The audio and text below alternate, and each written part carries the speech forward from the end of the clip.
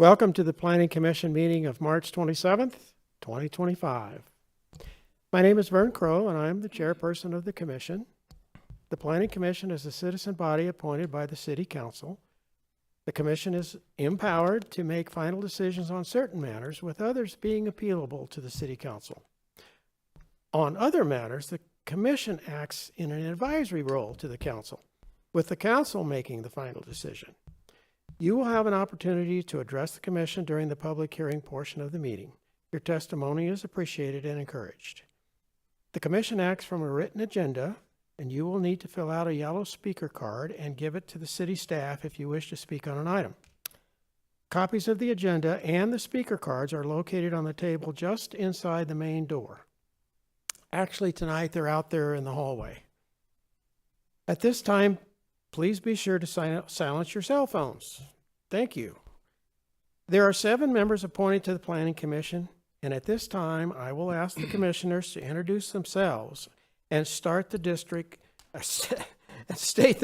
they are representing, starting from my far right. John Crow, Mayoral District.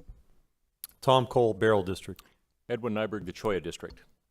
John Gears, Ocotillo District. Brian Hooper, Suoro District. Sergio Arellano, Yucca District. Vern Crow, Cactus. Let the record show that all members of the Planning Commission are present. The Planning Commission receives staff assistance and guidance from the Planning Division and the City Attorney's Office. Now on to approvals for the minutes.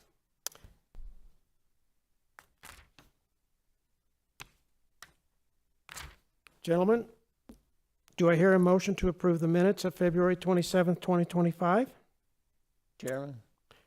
Commissioner I move Gears? to accept the minutes from February 27th, 2025 as submitted. Thank you, sir. Do I have a second? Second.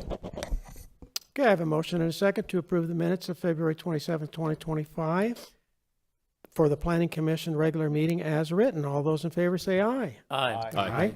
Opposed? Motion carries. Ms. Perry, are there any withdrawals or continuances this evening? Good evening, Chairperson Crow and Commissioners. There are none. Thank you, ma'am. As there are none, let's move on to the public hearing items. Is there anyone here tonight to speak on an item that's not on the agenda? Okay. The purpose of the public hearing is to provide interested parties an opportunity to present testimony for the council, for the commission's consideration. We will follow the same procedures for each item, and those are, I will call the application number and the name of the applicant. Staff will present their report and answer questions from the commission. The applicant will then be given an opportunity to make a presentation and answer questions from the commission as well. Other persons who wish to testify will be asked to do so and answer questions from the commission. The applicant will have an opportunity for closing comments. Staff will be asked for any final comments on the application and procedural guidance if needed. I will then close the public hearing and ask for a motion prior to any further discussion from the commission. If you wish to speak on an item, you will need to state your name and address for the record. Please be brief and to the point and avoid repetition. I reserve the right to limit the length of the testimony.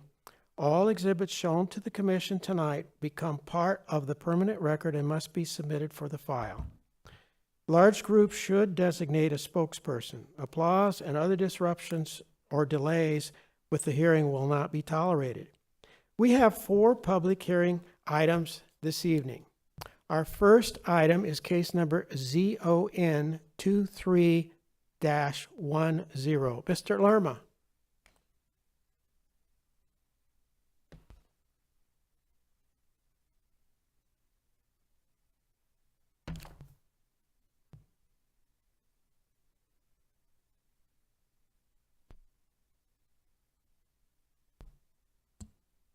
Good evening, Chair, members of the Commission.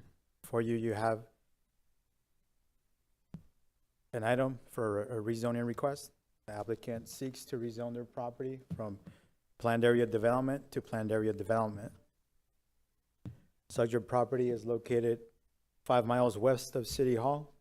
It is a 32-acre site It's located on the northwest corner of 99th Avenue and Myrtle Avenue, and it is located in the Yucca District.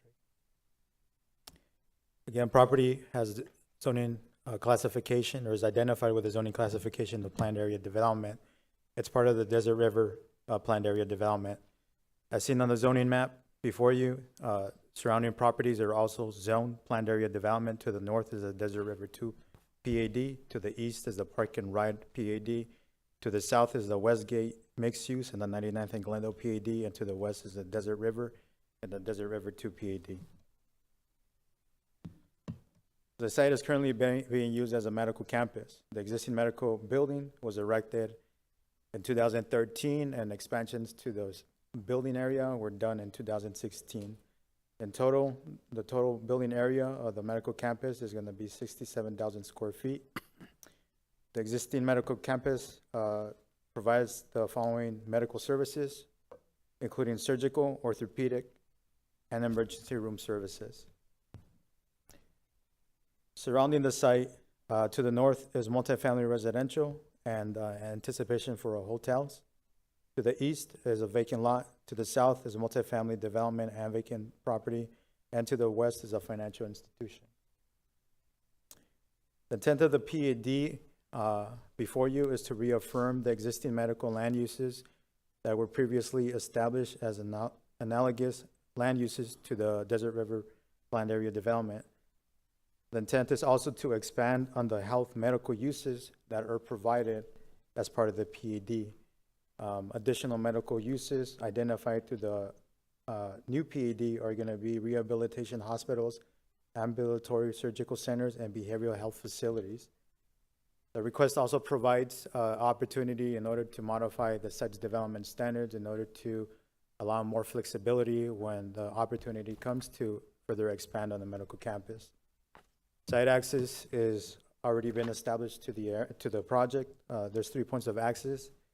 1 point of access along 99th Avenue and 2 points of access along Desert River Boulevard.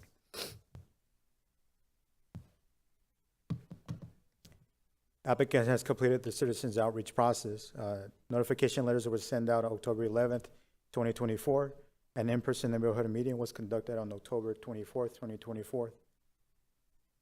There were no attendees at said meeting. To date, neither staff nor the applicant has received any type of communication per this request. Staff has concluded the review of this project and has made the following conclusions. The proposed PAD is appropriate and will facilitate the mixed-use project that incorporates infill development.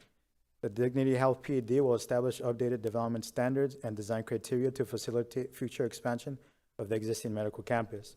There is no residential use proposed for this planned area development. All uses are going to be focused on providing medical, office, and commercial services to the surrounding area. The proposed development is innovative and appropriate for the use of the site, with the potential for further expansion of the medical campus or establish supporting uses for specific areas on the site that have been underutilized. The Dignity Health PAD provides for a variety of land uses with different levels of intensities in an area that is not yet fully developed.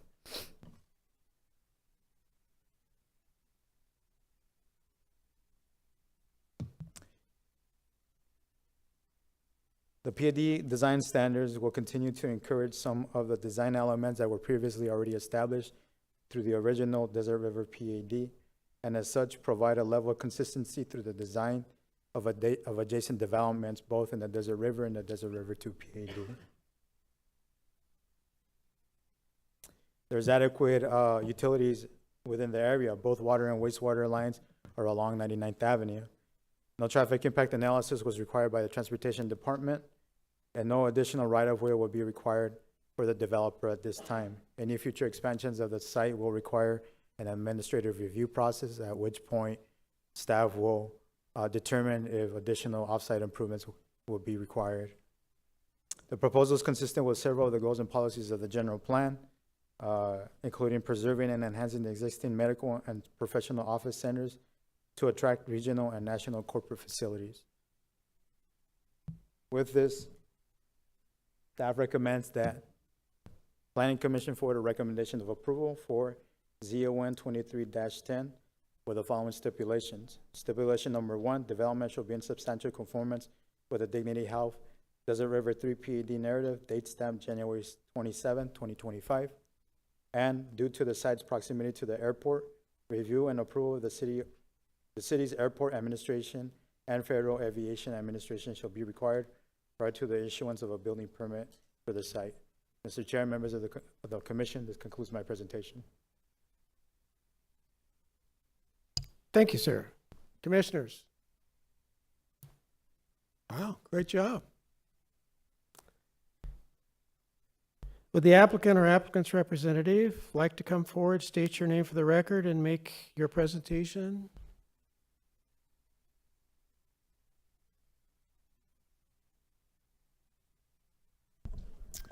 Good evening, Mr. Chairman, members of the commission.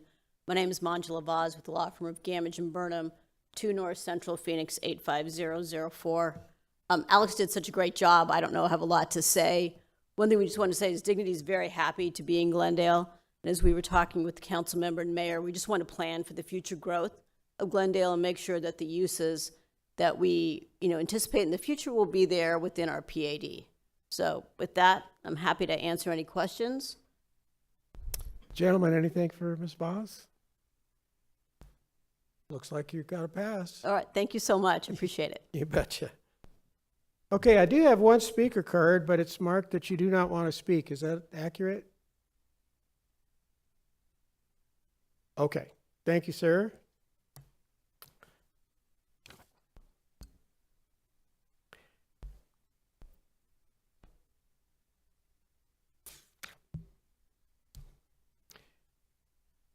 Okay, the public hearing for case number ZON 23-10 is now closed. Do I hear a motion for ZON 23-10? Mr. Chair, Commissioner Cole? I move to recommend approval of ZON 23-10, subject to the stipulations in the Planning Commission report. Support. Okay. Any further comments from the commissioners? Okay, gentlemen, I have a motion and a second to approve case number ZON 23-10, subject to stipulations as outlined by staff. I will now conduct a roll call vote. Commissioner Crowe? Aye. Commissioner Cole? Aye. Vice Chair Nyberg? Aye. Commissioner Gears? Aye. Commissioner Hooper? Aye.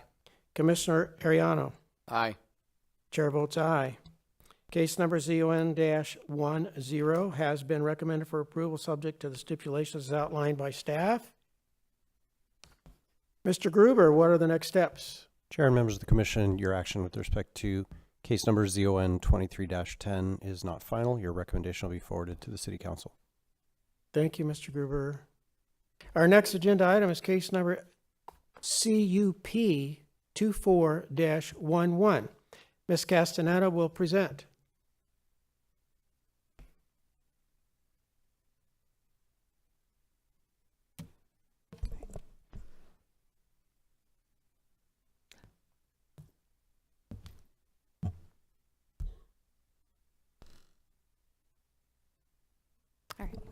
Good afternoon, Chairperson Crowe and Commissioners.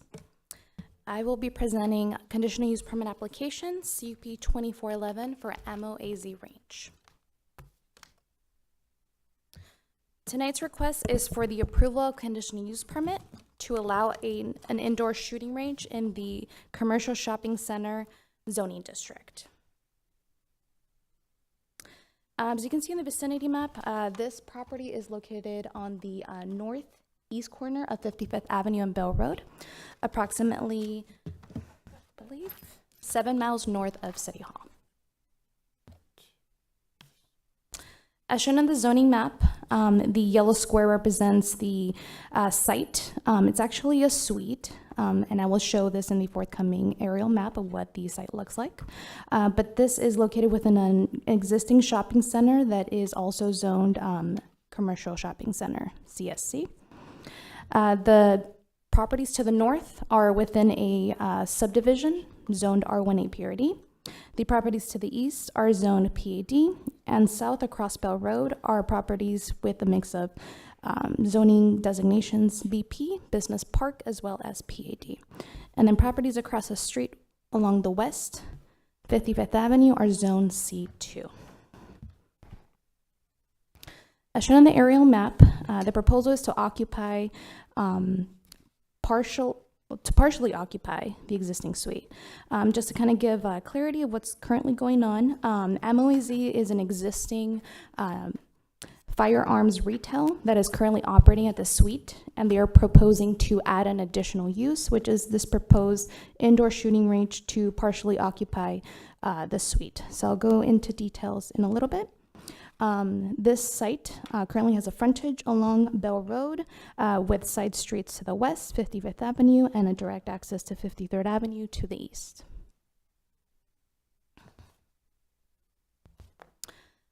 The existing retail currently takes up about 27,000 square feet. Of the suite itself, they are proposing to dedicate 9,000 square feet for the indoor shooting range. They are proposing 22 shooting lanes within that dedicated area, and their hours of operation are proposed to be Monday through Sunday, 9 a.m. to 7 p.m. Throughout the citizen participation process, the applicant has met all of their public involvement requirements. During this process, 56 comments were received. 47 of these were received as comment cards at the in-person meeting that was held. All of these comment cards were in support of the request. The other 9 responses that were received were emails. These were a mix of support, opposition, and inquiry about the request. Some of the questions or reasons for opposition included any safety concerns related to projectiles from the firearms themselves, any noise concerns, air pollution generated from the firearms, and the activity. And those are just a few, just to name a few, in which the applicant worked towards addressing as they move forward with the proposal. Besides this, the applicant nor staff received any other correspondence. As shown on the conceptual site plan, just to show the location and relativity to the other existing businesses on the site, the purple outlines the parcel that this suite currently occupies. The suite itself is in red. As you can see, there are ample amount of site access to the site. There are 2 access points along 55th Avenue, 2 to the south along Bell Road, and 1 along 53rd Avenue. Just to kind of show the distance of how far the exterior of the building is to not the residential buildings themselves, but the perimeter fence dividing up the residential and the commercial. There is a 52 yard distance, which is approximately 156 feet of the distance to the single family to the north. The conceptual floor plan, everything is color coded just so that you can see the differences of what the designated areas are within the floor plan. The yellow is the existing retail that currently exists on the floor, on the site, sorry. The blue indicates office uses, and the rest of the white areas are the storage warehouse areas. So the entrance is along the south, to which the indoor shooting range will be accessed. And in order to access it, you would have to go through the retail sales floor to eventually get to the entrance. There are adjacent tenants to the west and east, which are more so personal service commercial uses. And the site will be retrofitted to address any potential noise concerns related to the use.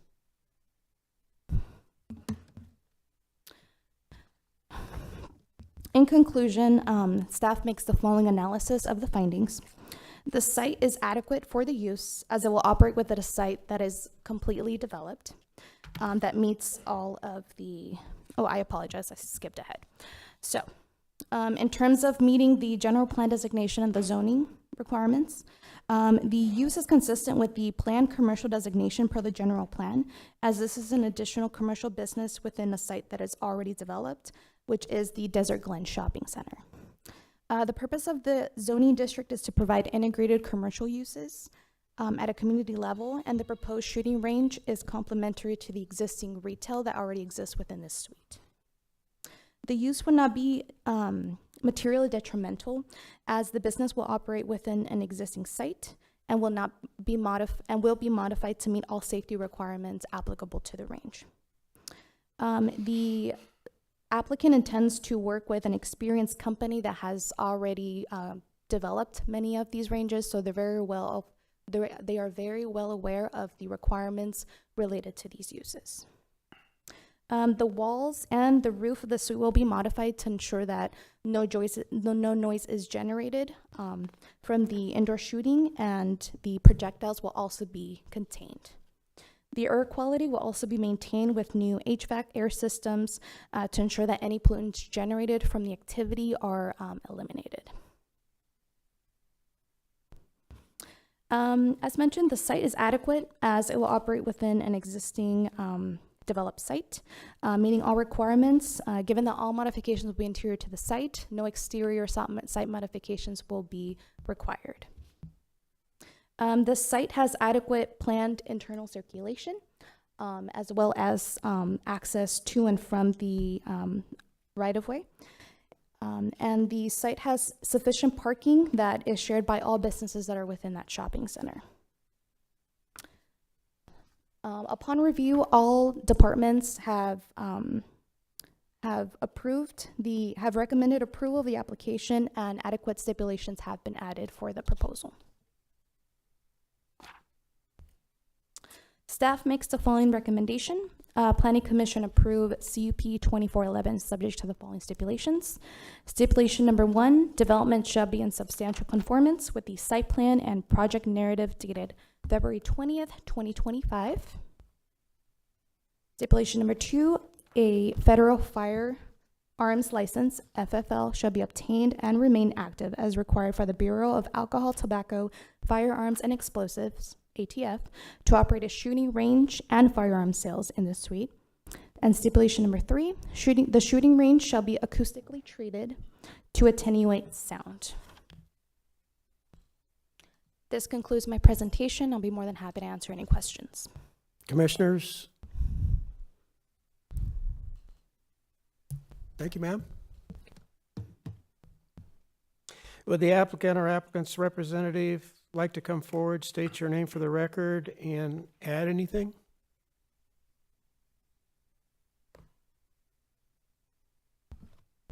Good evening, Chairperson and Commissioners. My name is Veerchart Murphy, 3441 West Pinnacle Vista Drive, Phoenix, Arizona, 85083.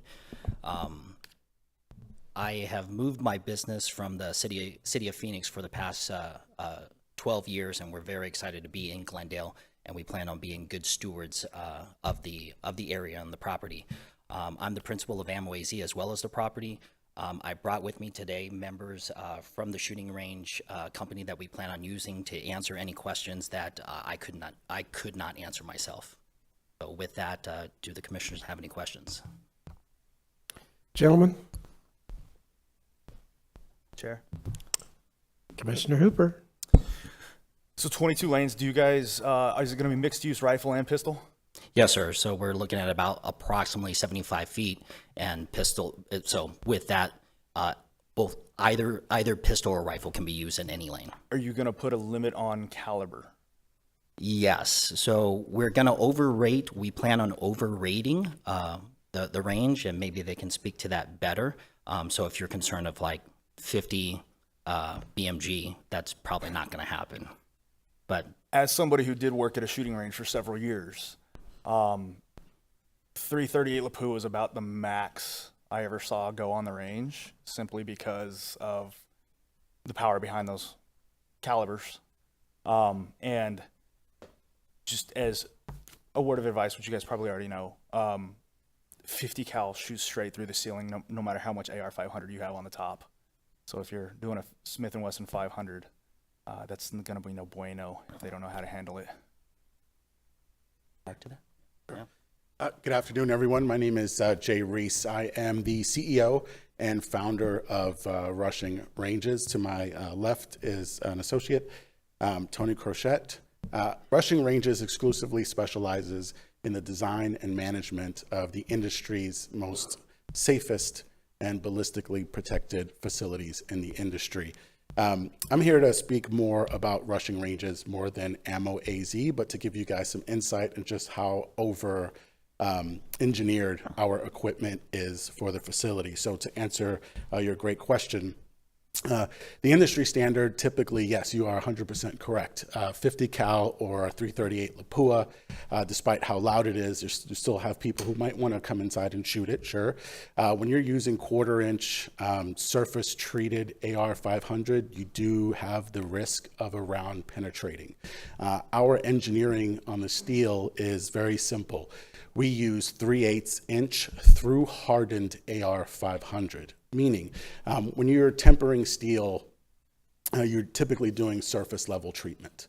With through hardened, you're going up to 10% of the core. So if you're looking at a Napoleon ice cream sandwich, that interior is going to be treated up to AR 500 within its core. So it's over-engineered for the ammo being used in the facility. However, I believe MOAZ won't be offering that as part of his standard operating procedures, but the facility will be rated up to 50 cal for any reason possible.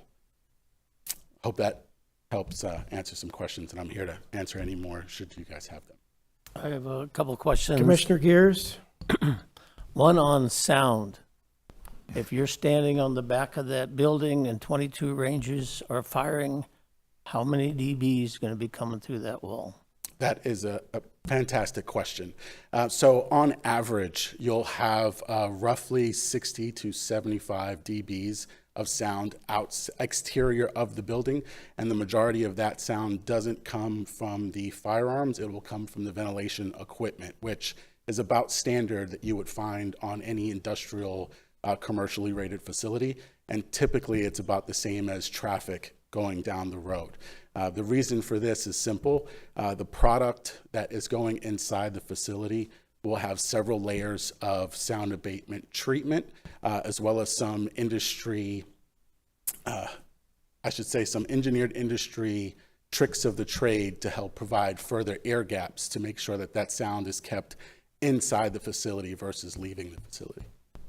Okay, and then one further question. So when you go 156 feet back to the wall on the end of the property, how much do you think that'll drop down? Great question. So that should be, it's going to be tough to say, but from what we've seen historically, that's anywhere from 20 to 35 decibels from 90 feet and more and greater of the facility. Okay, and then the air pollution. You know, when you get out to firing range, the training center out west, you get 22 people shooting. That's a lot of gunpowder. How do you plan to clean that and not emit any of those fumes? That's another fantastic question. So Rushing Ranges designs systems that provide, so let me start with, the industry standard is a 75-25 recirculating system. So it will provide 25% fresh air, and 75% of that air gets recirculated and processed through several stages of filters. Our systems provide 50 to 100% fresh air.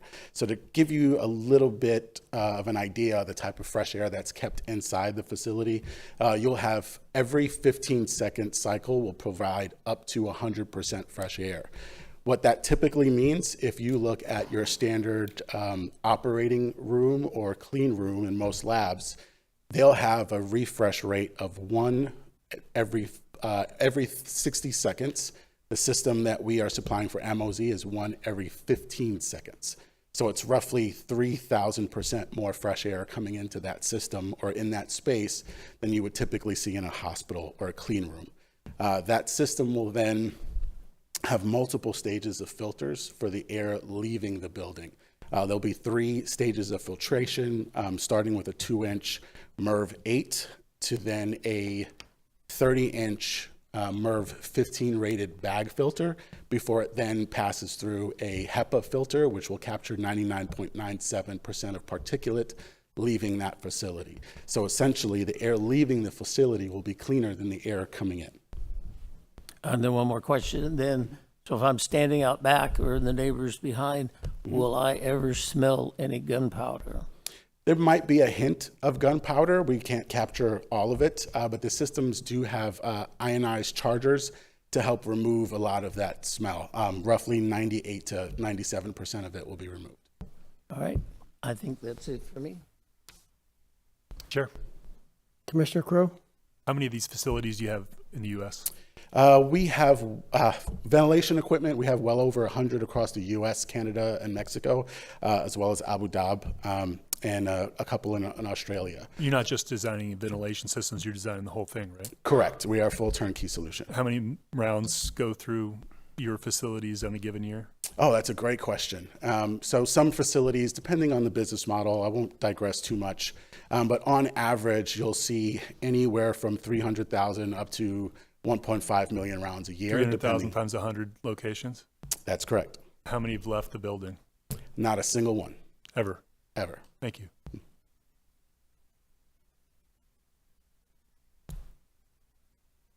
Gentlemen, thank you. My pleasure. Okay, I have 9 speaker cards. And some of them are marked, well, actually, almost all of them are marked, I support this application. Let me read them off. Mason Perry, I support this application. Ed Hallowell, I support this application. Carlos Roman, I support this application. DeAndrew V, I support this application. Tara Tak, it doesn't say one way or the other. Mike, I'm going to butcher this. Schnickel? Okay. Brian Hubbard, I support this application. Barry Lipkin, I support this application. And John Stevenson III, I support this application. Tara,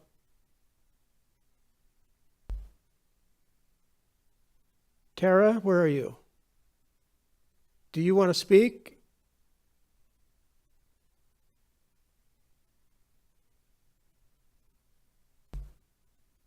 You support it, okay. And Mike? You want to speak? Sure. All right. Good evening, Chairperson and Commissioners. My name is Mike Shunke. I'm with Berkshire Hathaway Home Services Commercial Division and Shipman Properties in Arizona. Thank you for the opportunity this evening to speak in support of granting this conditional use permit for Mr. Murphy and Ammo AZ. I've had the privilege of working with Mr. Murphy the past few years, and I can confidently attest he's a person of strong integrity, honesty, and professionalism. As a proponent of firearms safety myself, I fully support firearms education. Supervised training at these facilities helps individuals develop safe habits, respect for firearms, reduces accidents, and promotes responsible gun ownership. Benefits the entire community.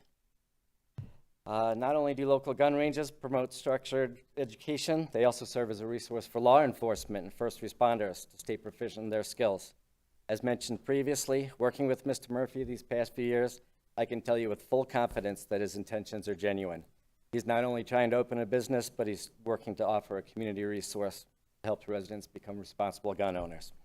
So I urge you to grant this conditional use permit for this applicant, and I'm confident you will find this facility a positive addition to the city of Glendale, a place where safety, education, and responsibility are a priority. Thank you. Gentlemen, anything for this man? Thanks, sir. Okay, before I move any further, Jeff, is it Vitri or Vitri? Jeff, are you in support of this, or because you didn't mark anything on here?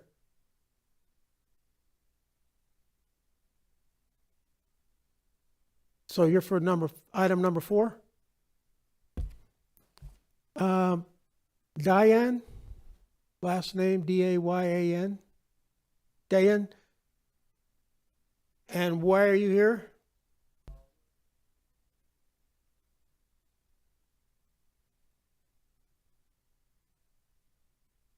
Number 4. Okay. Got it. Okay, anybody else? Yes, sir. Did you fill out a speaker card? Speaker card to this lady over here.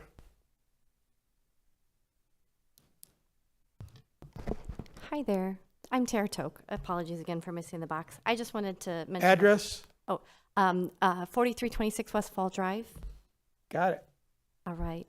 So good evening, Chairperson and Commissioners, and thank you for this opportunity. My name is Tara Toke, and as a member of the community, I'd like to share my sentiments for the request for MOAZ.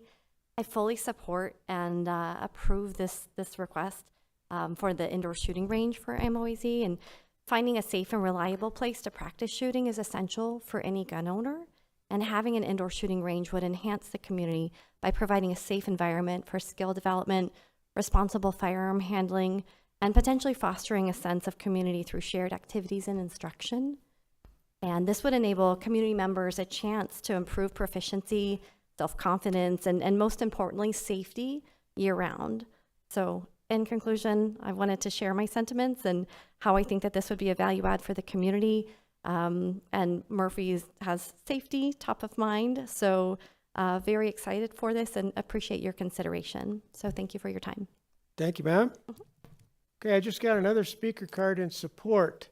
Rocky Michael Wade. Help me. Okay. Kiala. Rocky, do you want to speak?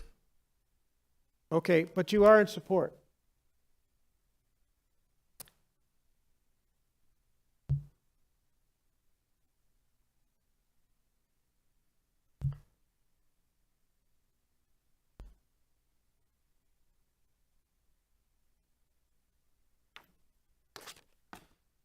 Wow, another one in support.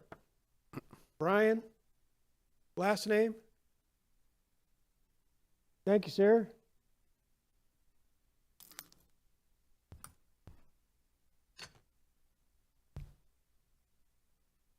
Yes, sir. Okay, sir, what's your name?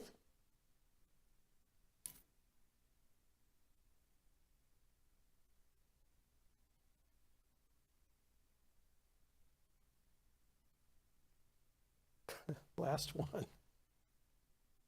Go ahead, sir. Name and address. My name is Mason Perry. My address is 7458 West Firebird Drive in Glendale. Thank you, Mr. Chairperson and members of the Planning Commission for letting us speak tonight. I'll be very brief. I am a fellow gun manufacturer that does business out of Glendale, so you would think that Mr. Murphy would be competition. In fact, he's not. I also work with Dillon Rifle Company, so I have shot AR-500 with 50 cal, so I know exactly how dangerous and how much power that has. After working with the BLM for the last 4 years, I have literally welded every single target at their 6 free-to-the-public shooting ranges. We did increase the size of the thickness of the targets, just like the Russian ranges gentleman mentioned. So I completely understand the necessity for that, and the fact that Mr. Murphy has gone above and beyond the normal safety requirements is excellent for the community. All of that being said, I am working on a nonprofit right now with the BLM to take used brass from the ranges and basically recycle it to help support more gun safety and education for our youth, especially in the city of Glendale and Phoenix. So I would be looking to expand that, and I know Mr. Murphy has been interested in doing that as well. And lastly, I would just like to say thank you guys for considering this. I think it would be a boon to the community. Right now I have to drive across town to the Scottsdale Gun Club, so it'll be nice to be able to go down the street and keep our dollars inside of Glendale. And so that's all I have. Thank you very much. Gentlemen, any questions for this man? Thank you, sir. Okay, I got another card in support. Looks like Spencer Mosner. Oh, I got it right. All right. Anybody else? Yes, sir. Carlos Roman, come on up to the microphone.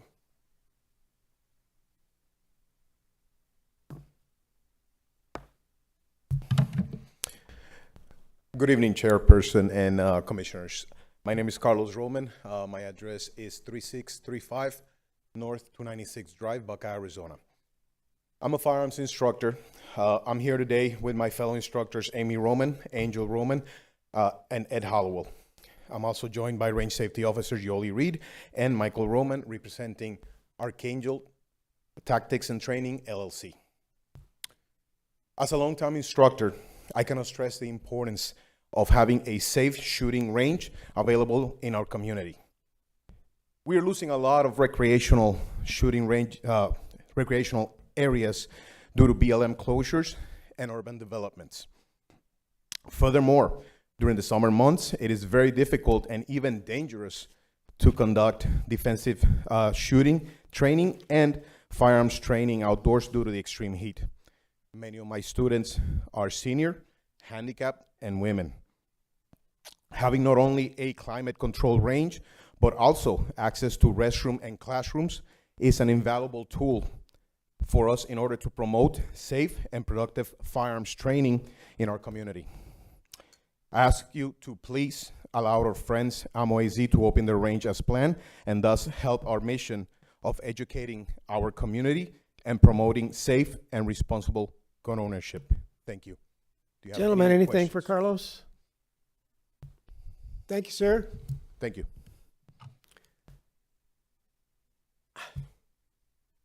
One more time. Come on. Name and address. Good evening, gentlemen. My name is Brian Morris. I'm at 6638 West Bloomfield Road in Glendale, 85304.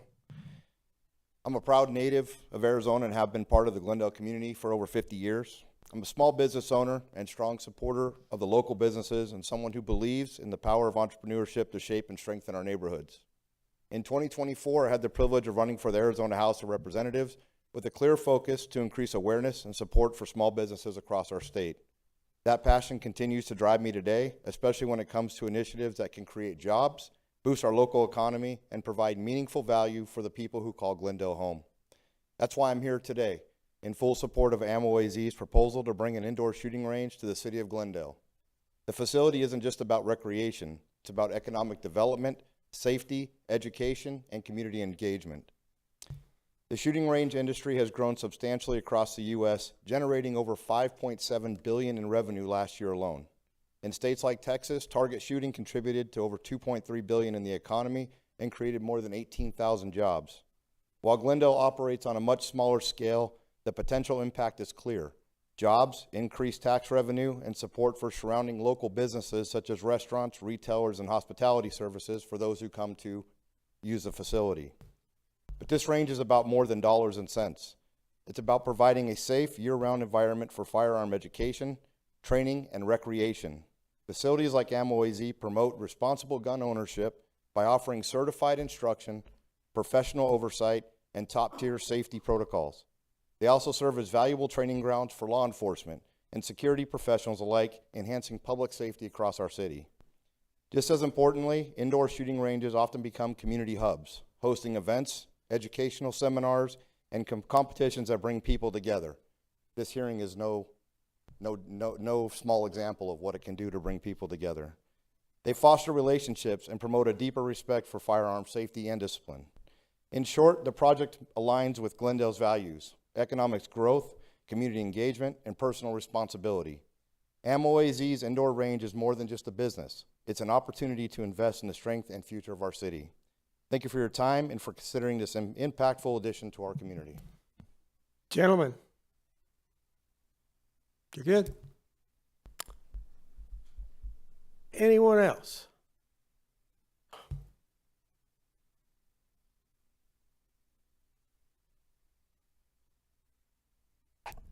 Good evening, gentlemen. My name is DeAndre Vasquez. I reside at One Trading. That goes to show Murph's homework and that he's not taking this lightly, that he takes his business serious. I am somebody who goes to his business quite often, and I see the professionalism of each and every one of his staff members and how serious he takes it. And I think he has the community of Glendale in the forefront of his mind. And I'm very proud of Murph, and he's a role model for me as a young entrepreneur. And in that, he's also giving a spot for our local policemen to work on marksmanship, just like one gentleman who came and spoke before me. So I think Murph does a great thing for our community and our servicemen. And I just wanted to make it very clear I'm in full support of Murph, and I wish this does move forward. Thank you, gentlemen. Gentlemen, anything for Mr. Vasquez? Thank you, sir. Thank you, sir. One last time. All right. Okay, would the applicant like to add anything?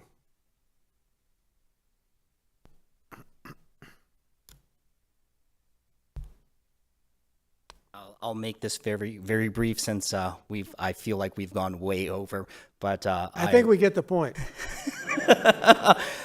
It just warms my heart that all these people showed up today in support of me. Absolutely. I can't thank them enough. Thank you so much. But yes, I just wanted to say just one thing in regards to my commitment to Glendale. So I didn't just move my business into Glendale. We actually purchased the property as well. So I own Amway Z, but we also own the property. So I do plan on being a good steward. We're going to be here forever. I'm going to will this property off to my kids, and it's going to continue with them. Thank you so much, everybody. Gentlemen. Commissioner Gears? I've been thinking about this.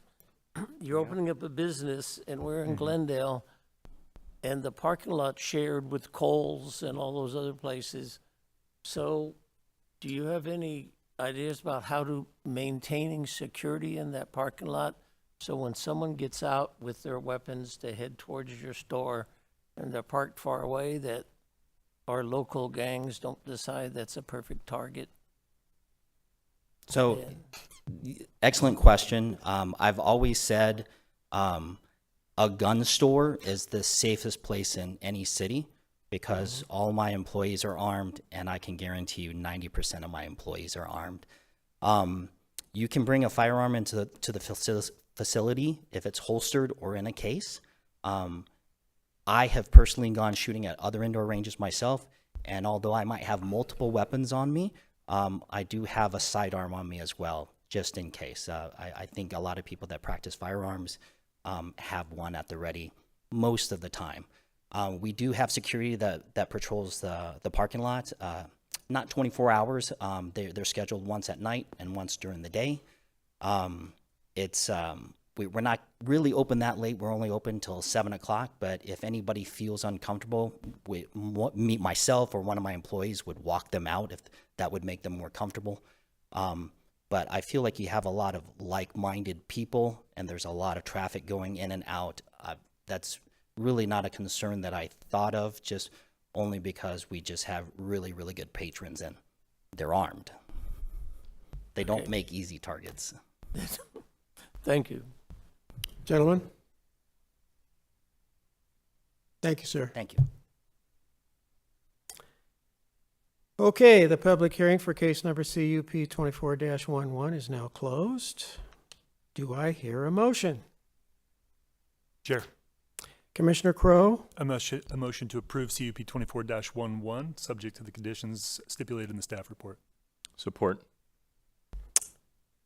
Commissioners, are there any further comments or discussions regarding CUP 24-11? Okay, I have a motion and a second to approve case number CUP 24-11, subject to stipulations as outlined by staff. I will now conduct the roll call vote. Commissioner Crowe? A giant aye. Commissioner Cole? Aye. Vice Chair Nyberg? Aye. Commissioner Gears? Aye. Commissioner Hooper? Aye. Commissioner Ariano? Yes. Chairperson votes aye. Case number CUP-11 has been recommended for approval, subject to stipulations as outlined by staff. Mr. Gruber? Chair, members of the commission, your action with respect to case number CUP 24-11 is final, subject to a written appeal received within 15 days. Thank you, Mr. Gruber. Our next agenda item, case number GPA 24-02 and ZON 24-02, And these items will be voted on separately. Mr. Lerma.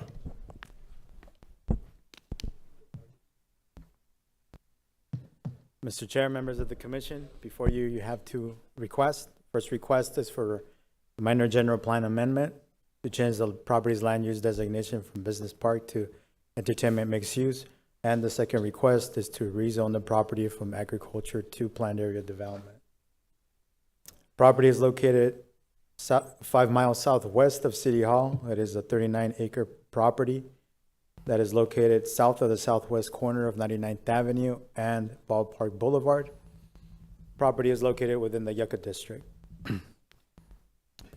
Again, the general plan designation identifies a property with a land use designation of business park. The request is to change the land use designation to entertainment mixed use, similar to other properties within that area. The property is currently identified with a zoning classification of agriculture, and the request is to rezone the property to planned area development, similar to other properties within that area. The property to the north is part of the Main Street PAD. Property to the east is part of the Main Street PAD and Celebration Commerce Centers. Property to the south is agriculture, and property to the west is also part of the Main Street PAD. Property has historically been used for agriculture purposes. There is no on-site improvements. Property to the north is anticipated to be built as an industrial park and for multifamily purposes. The property to the east there's some existing uses, the Top Golf and Andretti's indoor karting. Property to the south is the Grand Canal, and property to the west are vacant and low-density residential. The PAD does not have an associated development plan. The intent of the PAD is to establish the entitlements or the land uses for the site and the development standards to regulate the site's development. To facilitate the development of high-density multifunctional development consisting of multifamily housing, diverse commercial employment, incorporating retail, hospitality services, hotels, and other land uses that will complement and enhance the sports and entertainment district.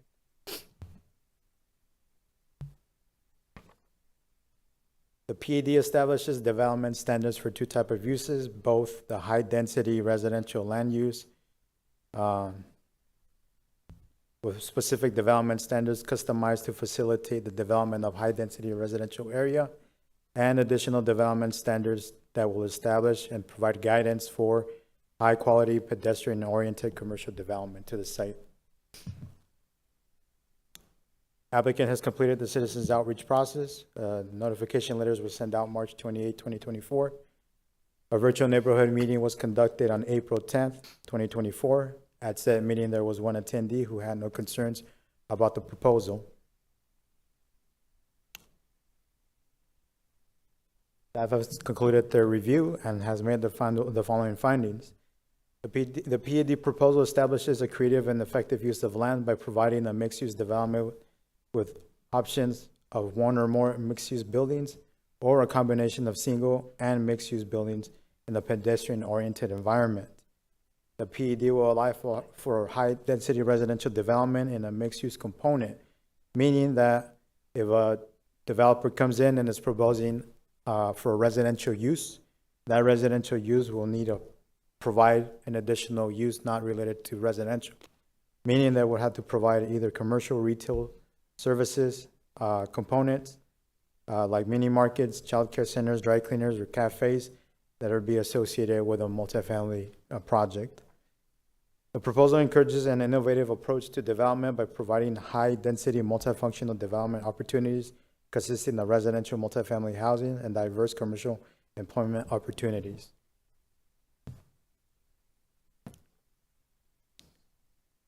The site is located within an area that's in several stages of development. As previously indicated, to the north is property that's currently being developed for a business park. And on the corner of Ballpark Boulevard and 99th Avenue, it's anticipated that it's going to be a multifamily project. To the west is the Top Golf and Andretti indoor karting. The PED provides for development process that is in site and regional specific, taking into account the unique characteristics and challenges in the area. Adequate utilities are provided within the area. Water lines are located along Rose Lane and 99th Avenue, and wastewater is located along 99th Avenue. No traffic impact analysis was required for the Transportation Department, and no additional right-of-way will be required at this stage. Prior to site development, an administrative review process will be required, at which time city will determine if what offsite improvements, if any, will be needed. The PED supports the goals and policies of the general plan by encouraging economic diversity to each growth area. With this, staff recommends that the Planning Commission forward a recommendation of approval for GPA 2402 as written, and a recommendation of approval for ZON 2402, subject to the following stipulations. Stipulation number 1, development shall be in substantial conformance to the Envision Encore PED narrative, date stamp March 14, 2025. Stipulation number 2, dedication of right-of-way and half-street improvements, including sidewalks and landscaping areas within the right-of-way, will be determined through the design review process. Stipulation number 3, all development shall buy into the lift station that will serve the area between the New River and 99th Avenue. These shall be in accordance with agreement on file with the City of Glendale. Mr. Chair, members of the commission, this concludes my presentation. Commissioners, anything for Mr. Lerma? Thank you, sir. Okay, would the applicant or applicant's representative like to come forward, state your name for the record, and add anything to the presentation? Mr. Chair, commissioners, the city is the applicant, and we have no other comments. Thank you, sir.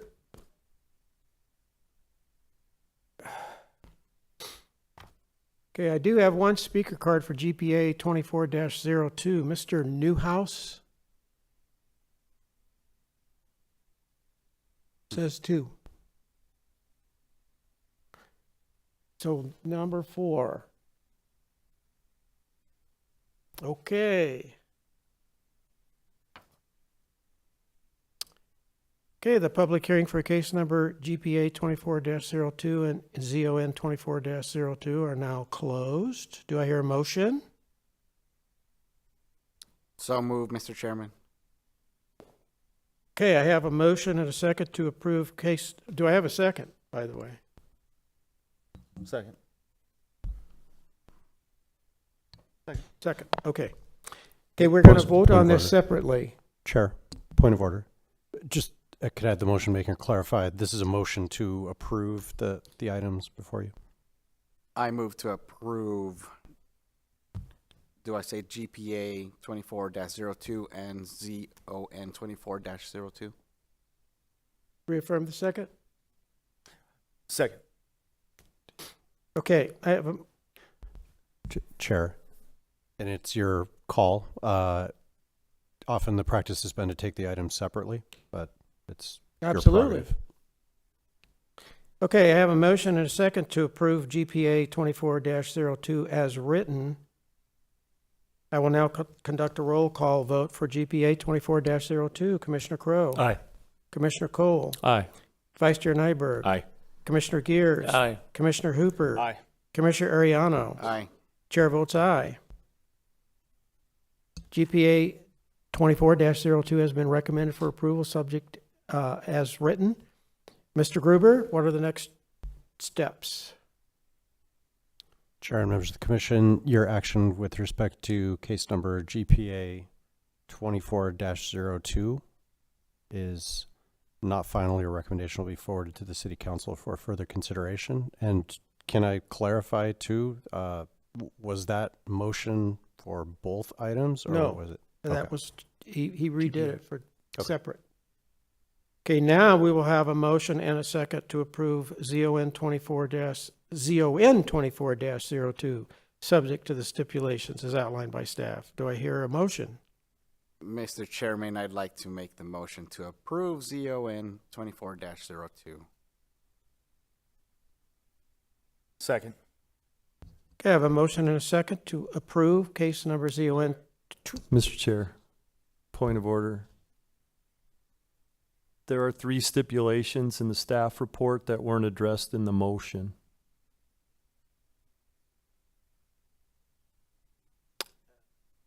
Yes, I have a motion and a second to approve 2402, subject to the stipulations as outlined by staff. Mr. Chair, with all due respect, I don't believe the motion maker indicated that it was subject to the stipulations. He just ended with the ZON ZON 24-02. Thank you, Mr. Cole. Okay, so I'd like to make the motion to approve ZON 24-02, subject with the stipulations in the report.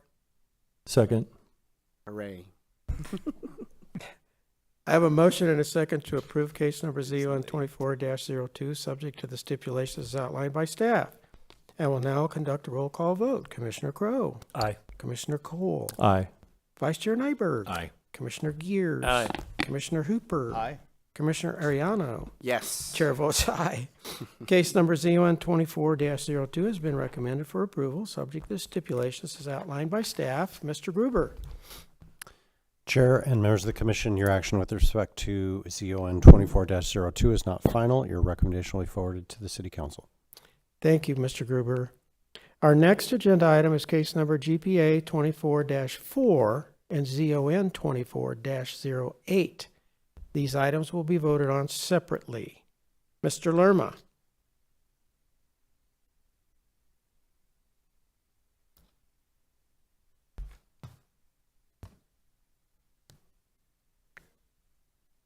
Mr. Chair, members of the commission, before you, you have 2 requests. The first request is from minor general plan amendment to change the land use designation of the subject property from parks and open space and low density residential 2.5 dwelling units per the acre to high density residential 20 dwelling units per the acre. The second request is to change the property's land use designation, the property's zoning classification from agriculture and planned area development to planned area development. The site is located 10 miles northwest of City Hall. Property is approximately 9 acres in size and is located west of the southwest corner of 75th Avenue and Rose Garden Lane. Property is within the Cholla district. Again, the property has a zoning general plan land use designation of parks and open space and low density residential. The request is to change the land use designation to high density residential, 20 dwelling units per the acre. Surrounding properties have similar land uses with low density residential 2.5 dwelling units per the acre to the north and to the east. To the south is the land use designation that the applicant is proposing with a high density residential 20 dwelling units per the acre. The west is the city limits with City of Peoria adjacent to the river. The property currently has a zoning classification of agriculture and PAD. The property is within the Church of Joy planned area development. Properties to the north and to the east are also part of the same PAD, Church of Joy planned area development. Property to the south is part of, it's a multifamily project identified as a Sparrow planned area development. And again, to the west is city limits with City of Peoria adjacent or neighboring.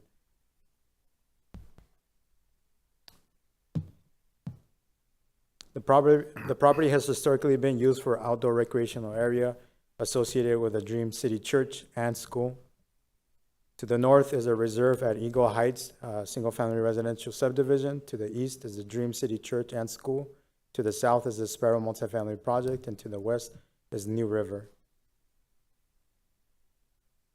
The applicant is proposing a new PAD in order to establish the regulatory framework to establish or develop a multifamily project. The PAD will facilitate on-site development of 368 residential units. That's 19.3 units per the acre, with a mix of 1, 2, and 3 bedrooms in both townhome style and apartment style buildings. The applicant anticipates development to be done in one phase.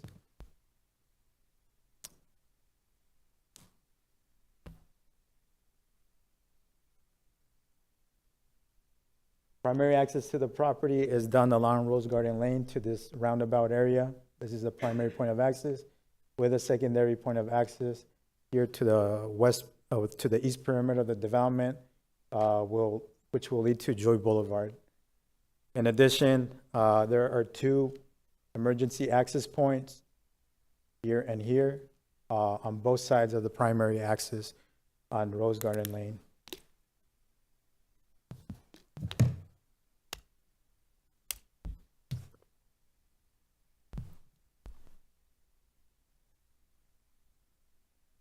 The development is proposing ample open space, which will include 51,000 square feet of active and passive open space dedicated to amenities. On-site amenities are anticipated to include courtyard, tot lot, resort-style pool and spa, clubhouse, dog parks, and multiple barbecue lawn areas. A leisure pad spanning over a half a mile through the community is also being proposed. In total, the project will anticipate dedicating 48% of the overall site to open space.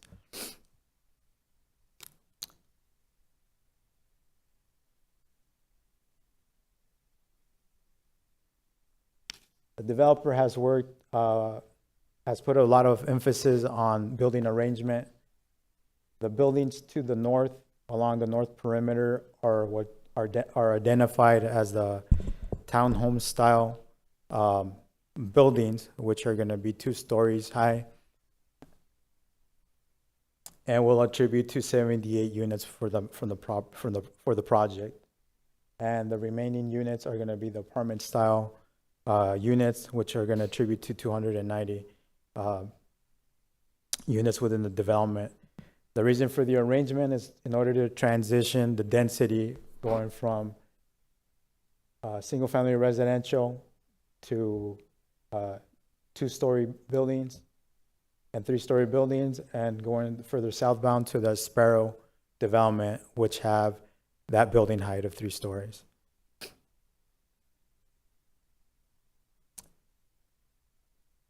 Within this slide, I wanted to discuss a few items that are going to be addressed through the stipulations. We've already talked about site amenities and the various areas that are dedicated to the open space and green areas internal to the site. I want to take your attention to the image that is to the right. This area identifies the project, which is the area highlighted in yellow, but it also provides the overall site along Deer Valley Boulevard all the way to the 101. The areas that are identified or highlighted in red are current pedestrian paths that have a dust-free surface, meaning that they're paved. And that green line that's right there on the west perimeter of the subject property is what's addressed within the stipulations for a recommendation. Whenever there's a development proposed to staff, one of the items that staff looks at is not only interior circulation and interior connectivity, but how the project can connect with the existing and surrounding development and the existing established surrounding uses within that area. So going from Deer Valley along this area, we can see that there's an existing paved path right here that becomes a trail, and then again a paved path. And then the Sparrow project has already established their path that leads further down south. So staff is recommending that the developer continue that same pedestrian path along the Near River. And again, these paths also lead southbound and into 75th Avenue as well.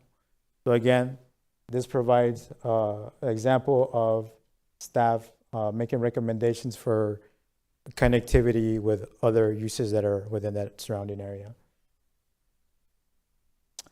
Before you are conceptual elevations of the project. Again, here we see both building elevations for the apartment style buildings and the townhome style buildings. I believe there's multiple elevations for each building type, which will provide more character to the overall development.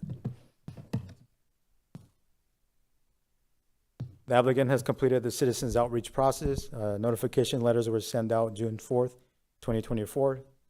An in-person neighborhood meeting was conducted June 19th, 2024. At said meeting, there were 23 attendees. Those who attended the meetings brought up concerns regarding traffic, people cutting through the Eagle Heights community, and the proposed building heights. Apart from the formal neighborhood meeting, the applicant also conducted 2 informal meetings with the Eagle Heights Homeowners Association representatives to address the outstanding issues.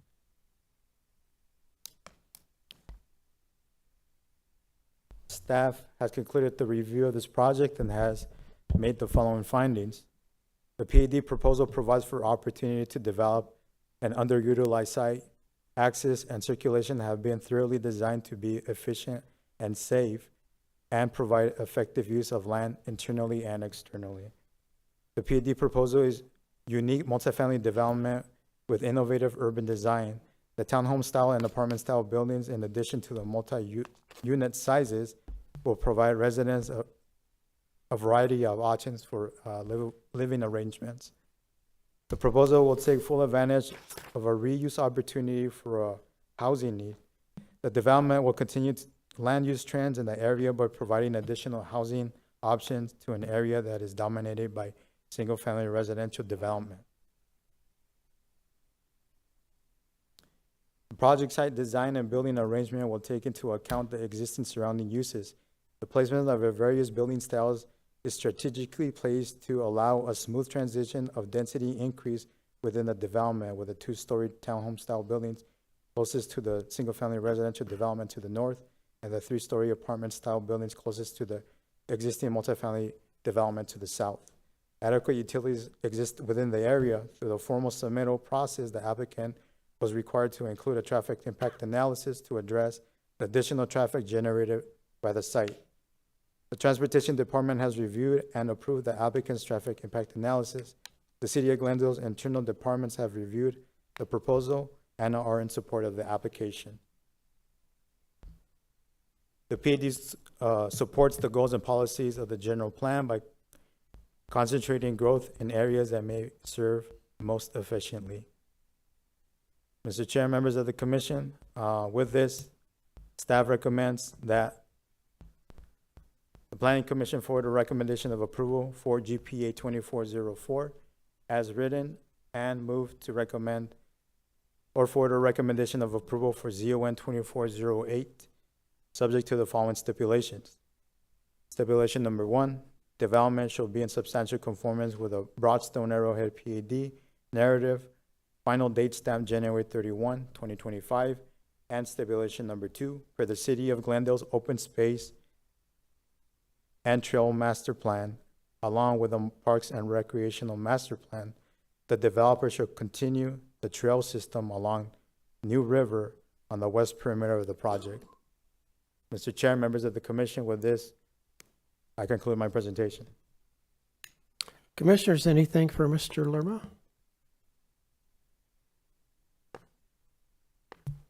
Thank you, Mr. Lerma. Okay, would the applicant or applicant's representative like to come forward, state your name for the record, and make a presentation?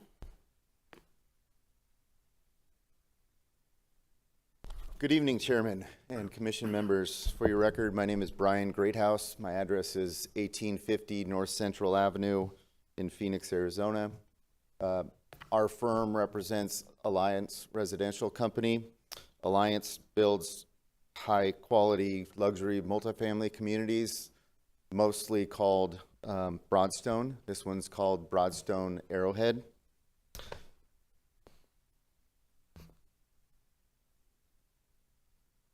So this 19-acre site that Alex introduced to you is a part of what many of you may remember was a portion of the Church of Joy campus. Church of Joy was planned to be a 127-acre-ish mega church campus, and it never really built out that way. So over the last 25 years till today, this has become more of a mixed-use development, starting more than a decade ago when Aspera developed.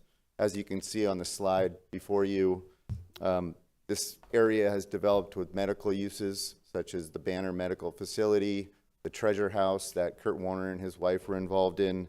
The Dream City Church is here. They took over from Church of Joy. They still operate a Christian school on the site.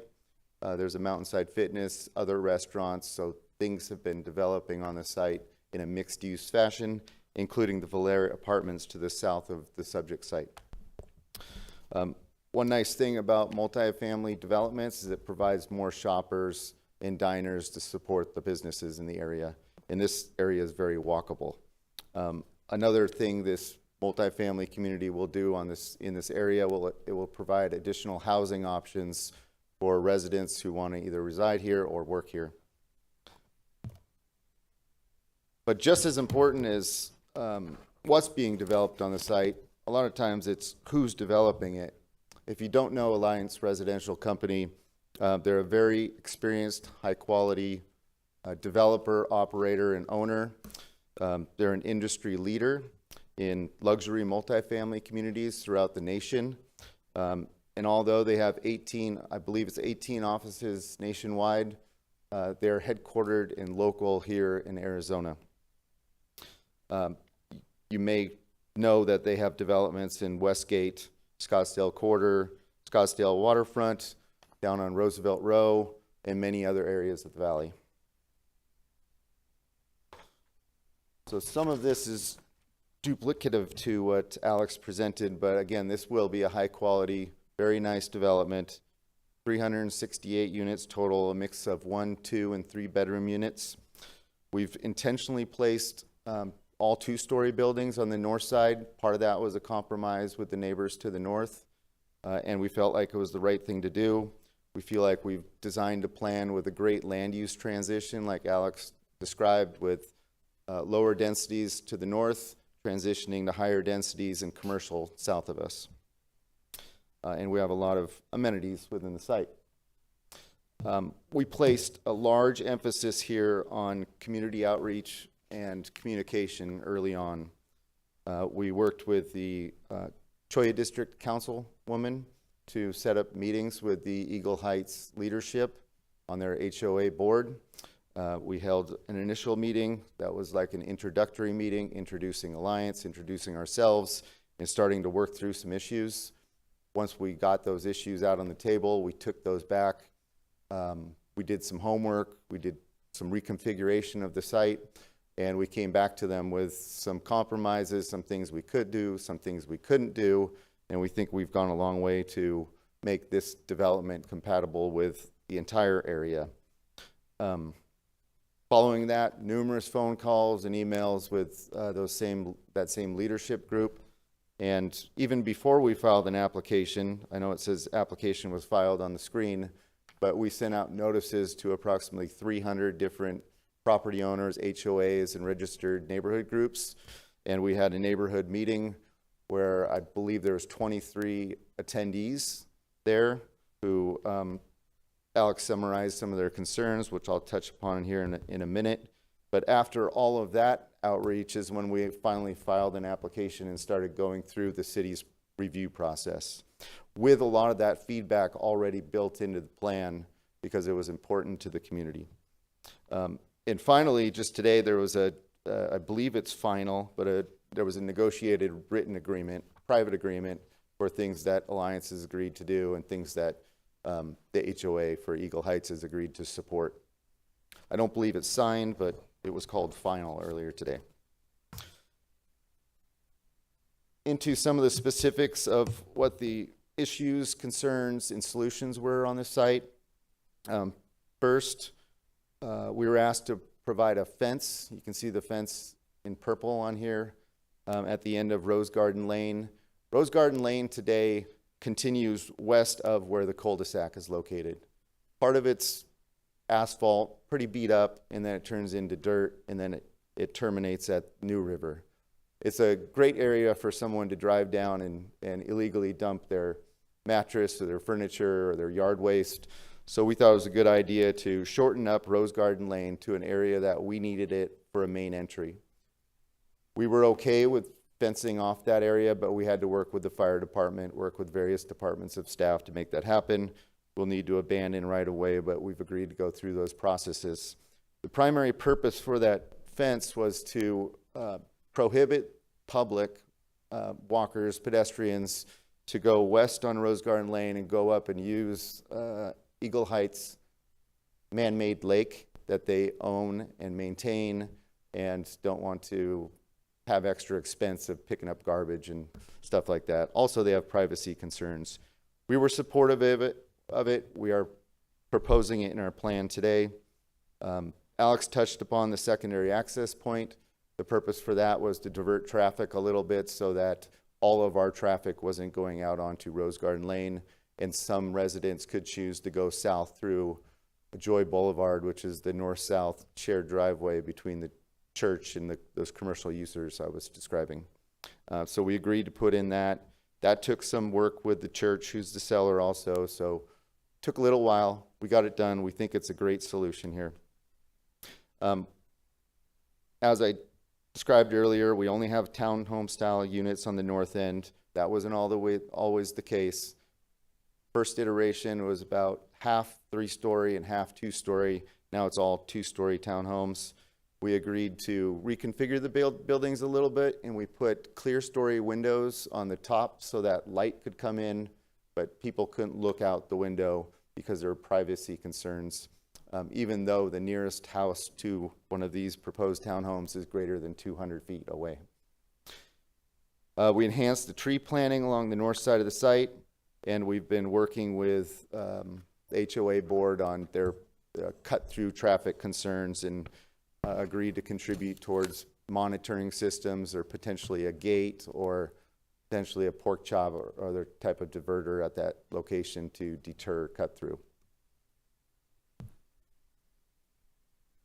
At the end of the day, this is going to be a really nice luxury multifamily community. 2-story townhomes on the north end. And we request Planning Commission's recommendation of approval. However, we would ask that this commission approves the case with stipulation number 1 only and not stipulation number 2. The reason for that is on our first iteration of the plan, we had a trail shown on the west side of the development. That was not desired by the community. The community's had some concerns, and they can give you more examples and details, but when folks go up and use their man-made lake that they own, they maintain, and they have to pick up trash or fix things that people go up there and break when they're using the lake, or maybe they're fishing out of it and leaving dead fish there. Who knows what it could be, but we support the trail being removed in honor of our agreements with the residents to the north. That's all I have for you, Mr. Chair. Do you have any questions for me? Gentlemen, anything for Mr. Greathouse? Commissioner Crowe? Chair, I'm not sure. So you want to remove the stipulation number 2? Yes, sir. Help me understand that again. Early on with our outreach to the community, that trail was not desired.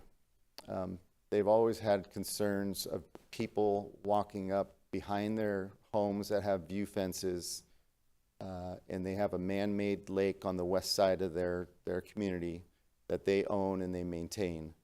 And they have concerns that their expenses go up when people go through there and use it. Like I said, whatever it is, trash. They can go into more detail. Several of them are here tonight.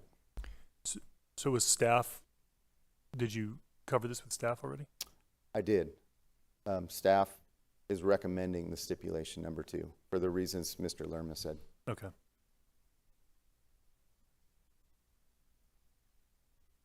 That's it.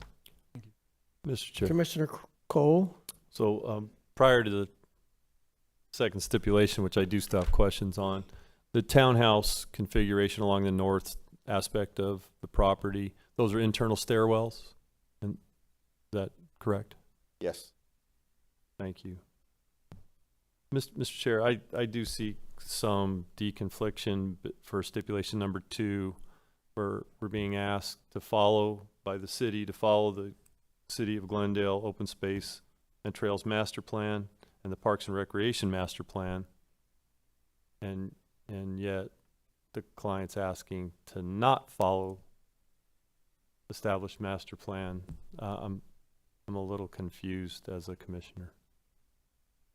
Well, as I get it, they're wanting to cut it out at the request of their neighbors.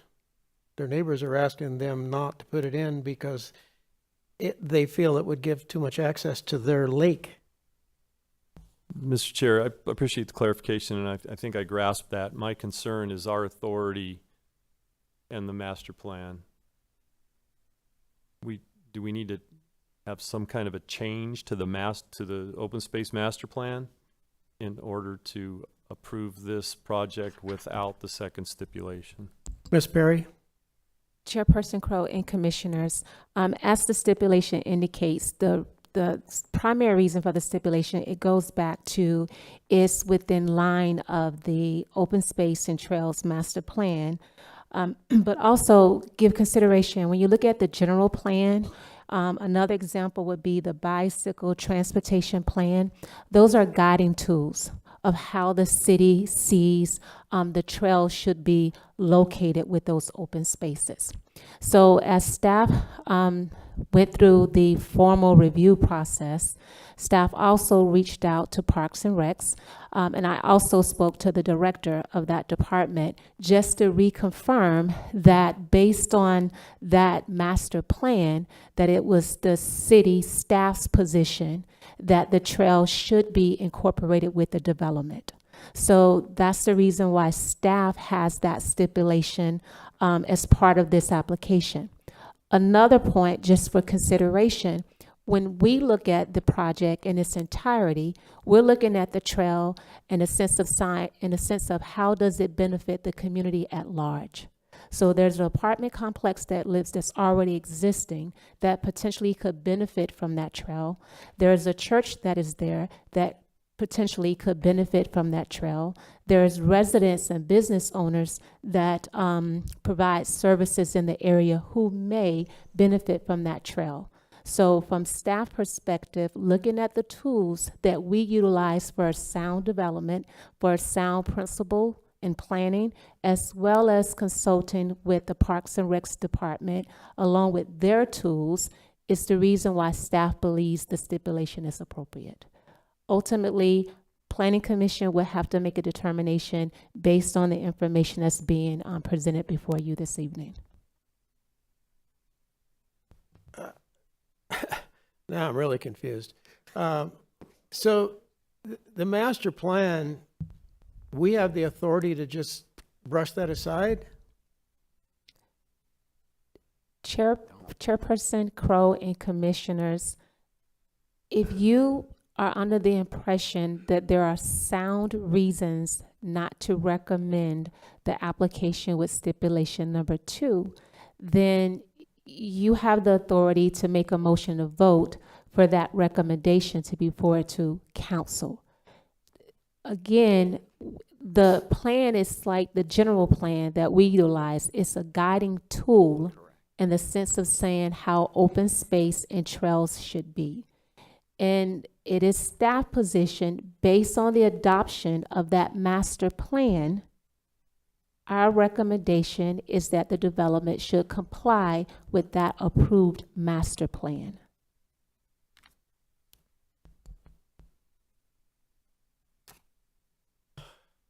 Commissioners, anything else? Mr. Chairman, Commissioner Nyberg? I think there are various applications that we do make recommended approvals that vary from some of the guidance or the stipulations. And I think part of that is, that could have been developed years ago, and time has passed and development has varied, and there are occasions where we have modified that recommendation based on the situation and the thinking and how it may impact other parts of the community. So I understand the thinking behind the proposal or behind the request, and I know that we've accommodated that type of application in the past. Mr. Chair, I would just Commissioner Cole? I would just like to state that I appreciate staff's clarification regarding the guidance aspect of the Glendale Open Space and Trails Master Plan and Parks and Recreation Master Plan, and staff's recommendation of the second stipulation. My personal point of view is I'd like to hear from the speakers in regards to their perspective on stipulation number 2 in particular before we proceed.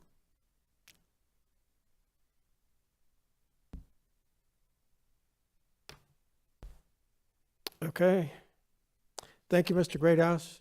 Thank you. I do have 6 speaker cards, one of which from, again, is it Dayan? Okay. He is opposed, but he does not wish to speak right now. Okay.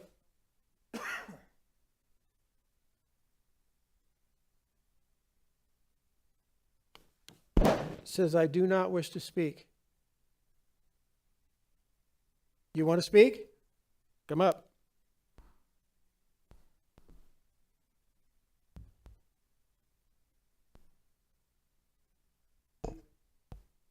I want to thank you for the opportunity of speaking. I live in 7559 West Trails, which I would be less than 150 feet from this development, literally less than 150 feet. I understand the idea here is to change the zoning of what the property is right now. I understand the profit that the church will benefit from selling the property. I understand the profit that the developer will have, running this rental property. But I do think it will come in the back of the residents, the people that live around there.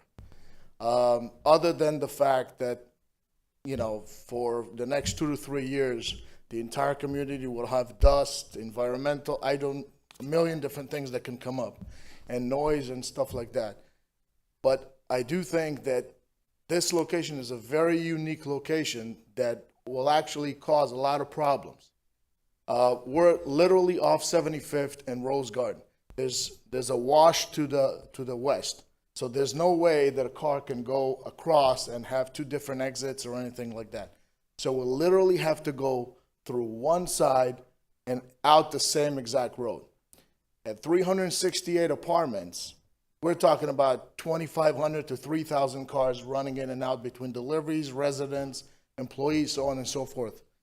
I hope that you guys can, take a moment to think what it would be like if you had 3,000 cars running through your backyard every single day. On top of that, because it's only one way in, one way out, we already have that problem of people going through our community right now, endangering our kids. People, they speed up and they run through it, and believe me, I walk the dog every day and I see people speeding up and stuff like that. To top 3,000 cars, there's only one way in, and we're literally next to the 101 and 75th Avenue. So you have one way in and one way out for 3,000 cars every single day. Not to mention the implication of, God forbid, there's an accident or a fire. Everything will have to bottle up through one single, spot, through one road. It's not like it's a large area or anything like that. So we strongly oppose that. We hope that that you folks will, I know, like I said, will think about the residents and not necessarily the entrepreneurs that are going to make all that money from that. I think it's going to endanger our children playing outside. I think it will cause a lot of headaches, a lot of cars that will come in on top of the fact that, even in the end of 2 to 3 years, I apologize. I do believe that all it will create is havoc. Just 3,000 cars, let alone, just, I can't even imagine. Like I said, imagine if you had your backyard and your children playing and all these people trying to cut through the traffic and stuff like that and endangering, as it is, there's already that. There's a lot of people that go. Okay, your time's up. Can you wrap it up? No, I hope that you guys will think about the residents and not necessarily the people that are going to benefit from it and make all this whatever. Thank you very much. Thank you, sir.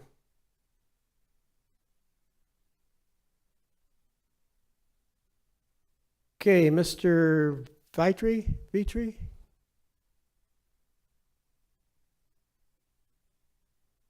Thank you. Thank you for taking the time to yield some questions from us.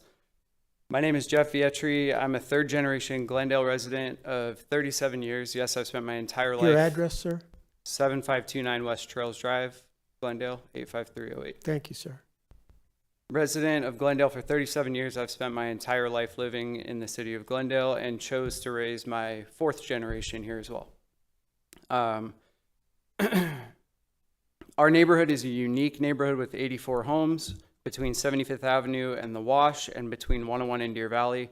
We are the only residential space with low organic traffic through the neighborhood and a community who walk through the neighborhood more than anywhere I've ever lived and protect the safety of our kids by driving safely so my 8-year-old daughter can play outside just as I did. This, regardless, is going to forever change the dynamic of this beautiful area. People from my neighborhood, neighboring neighborhoods, walk through to Starbucks, to the breakfast place. I walk to the gym every day. It will no longer be walkable. It will no longer be safe to walk through there. 75th Avenue north of the 101 has an obscene level of traffic on 75th Avenue, and 75th Avenue through traffic ends less than half a mile north of us. An occasional impatient driver zips through the neighborhood to skip traffic. How many more cars does 368 units in 19 acres bring? The dust was already mentioned, 2 to 3 years, and then what? It's up to us to figure it out. I would also like to know where the kids will attend school. My children attend the public schools that our neighborhood directly feeds, Sierra Verde STEAM Academy and Mountain Ridge High School, both of which are on significant wait lists. It is also incredibly disappointing that the church refused a proposed entrance on the south side of their property, which would be the right thing to do, and this means both entrances are right off Rose Garden Lane. I assume this is to retain property value to eventually rezone and sell off the rest of the property. I dreamt of living here when I was 3 years removed from high school. I made a choice when I bought our home to keep my family in Glendale and not go to North Peoria where many are going. There will be an impact to the value of our homes. I know there's conflicting views here. However, there is zero chance I would have purchased my home where I did with the apartments being planned or built. Almost done. All of that said, my understanding is this is going to happen. My understanding is also that the developers in support of our concerns and of a gate on Rose Garden Lane, that would be the bare minimum for me to feel comfortable supporting this. Not gating both entrances, but a gate there so my kids can be safe. Okay, your time's up, sir. Thank you very much. Apologize. There's a light up there. The green means you still have time, and when it starts blinking, that means your time is up. So that's what that blinking red light is. Okay. Boy, is it Dayshell or Daysher? Yes, sir. There you go. Name and address, please. For both you, oh, just one of you, okay. I needed support. Good evening, everybody. Chairman, Council. Arnold Deutschen, 7578 West Trails Drive, Glendale. Okay. I'm a resident of Glenvale for over 55 years. I am the president of the Regal Heights HOA. And first of all, as an individual, I speak for myself. We're in support of the project with a couple of exceptions. Exception number one is this walkway that was discussed earlier. And to give you some information that was left out of the presentation, everybody was concerned that this is part of the trail system. Well, number one, you probably don't remember, but you approved a project for an assisted living complex on 75th Avenue, just north of our development. That development didn't have to put in a trail. Why? Why wasn't it included? Answer? Anybody? Okay. Now they're making this development put it in. Doesn't make sense to me. One development has to, the other one doesn't. And the other thing is, our trail or our sidewalk in the back of our property is on private property. It's not city land. It's not part of the trail system. And it doesn't connect to anything. And when the development goes in, the development property line stops here, our property is here, and there's a piece of property in between. Who's putting in the trail for that? Did you look at that? No answers. So I think in consideration that the city's staff is inconsistent in what they do and what they don't do, when they feel like it, when they don't feel like it. So I am opposed to item number 2, and I wish you would approve the project with that out. And, excuse me. And as far as some of the other speakers, traffic mitigation is a top priority for safety for our community. And that's what we're working on with the developer. We have discussions, and he has agreed to do things with us, and we would love to continue that at another time. Thank you for your time. Thank you, sir. Gentlemen, any questions for him? Thank you, sir. Okay. Jay Mugar? Hope I didn't butcher that one. Mugar? There you go. Thanks for your time, everybody. I appreciate it. The previous speakers, I'm Jay Muger, 7558 West Quail Avenue. I've lived in Eagle Heights for 6 or 7 years now. Actually, I was telling some people out there that I went to Velma Teague Library in the 70s, so I've lived in Glendale for my whole life.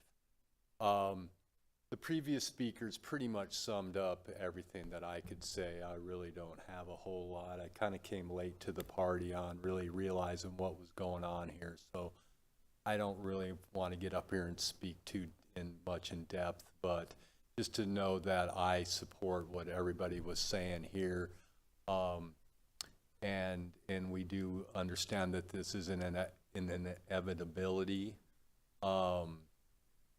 But we'd like to see the city council be able to look at it from all angles and be able to, you know, consider, like Arnold said, there's developments that I feel like happened just literally tonight, and I feel like all the parties want to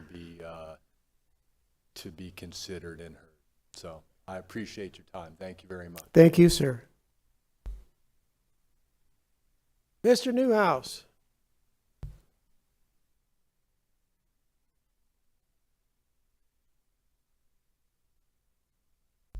Good evening, Chairperson and members of the Commission.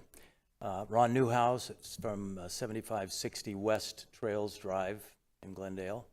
I have been a resident, a citizen of this great community for 2.5 years. not like a lot of the other folks that have spoken here, so I'm new, but in that is, kind of brings with it an issue that I had, because we looked around, came from North Phoenix area, and we decided on this area because of the nature of the Eagle Heights community, a beautiful little community that of 84 homes. And having been in the commercial development business, I was very aware of this underutilized property to the south of us. And so I couldn't help but, get on the parcel viewer and just see how it was zoned and what the possibilities would be. And of course, that was before this application. And, I realize general plans can be amended, and that's part of the application tonight. And I read the PAD from the Joy Church. But, just as we were talking about the general plan of the Parks Department, and you're relying upon that, I was kind of thinking that general plan for zoning would also carry a lot of weight. But you're trying to amend that now, and going from low-density residential, which is kind of what I thought would go in there, maybe 40 homes, single story, and I had all these, dreams of having something like our Eagle Heights community kind of continue to the south. And so to find out that, we want to amend that general plan to include high-density residential was a disappointment to me. But I'll say this, I know I sound very negative right now. I am in support of this project from this perspective. First, Alliance, I checked their developments around the valley. They are a very good developer. They can be trusted in the things they say. So when they promise things, I believe that they will do them. And I'm committed to the development. They made several compromises to their original design to accommodate our needs and our wants in the community. There's just a couple of things that were kind of left out there. But the biggest item for me is what's been talked about by a couple of our residences, and that's traffic. It's going to be a major issue, I think. The difference between 40 homes and the traffic that it generates and 368 residences, dwellings, is 2,500 cars a day. And so that's a lot. My biggest concern, because I live on West Trails Drive, is the cut-through traffic from 75th over to Rose Garden Lane. And it's just, you look at the map and you'll see exactly what happens when they're going south on 75th and it's backed up at the intersection.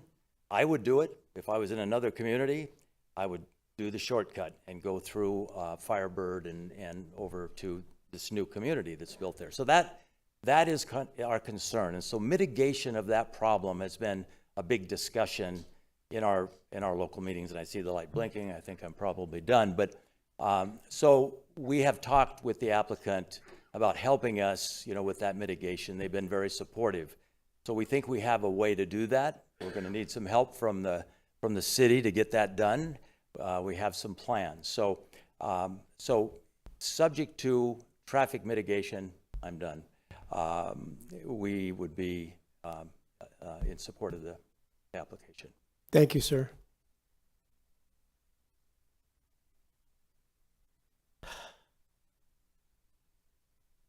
Jeremy, is it Goad?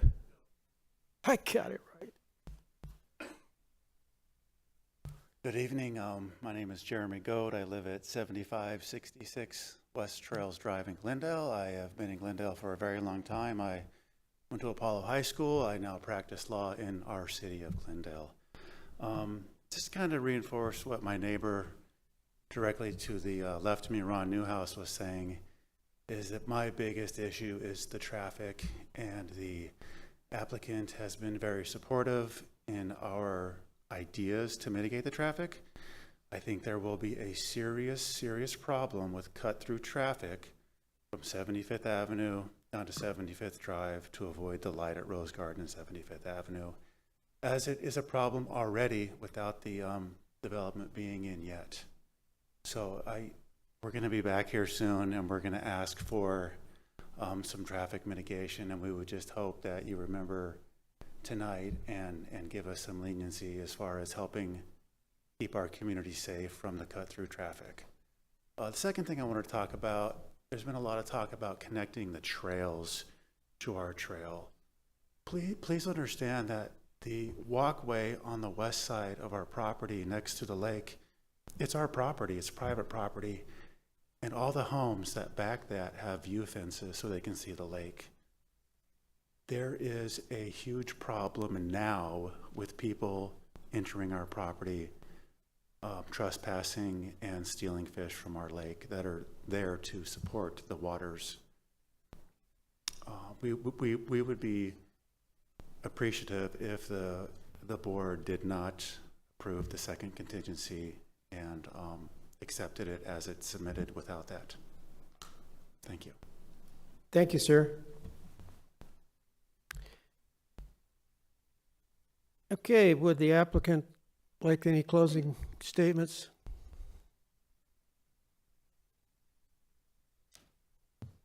Thank you, Chairman. I'll be brief.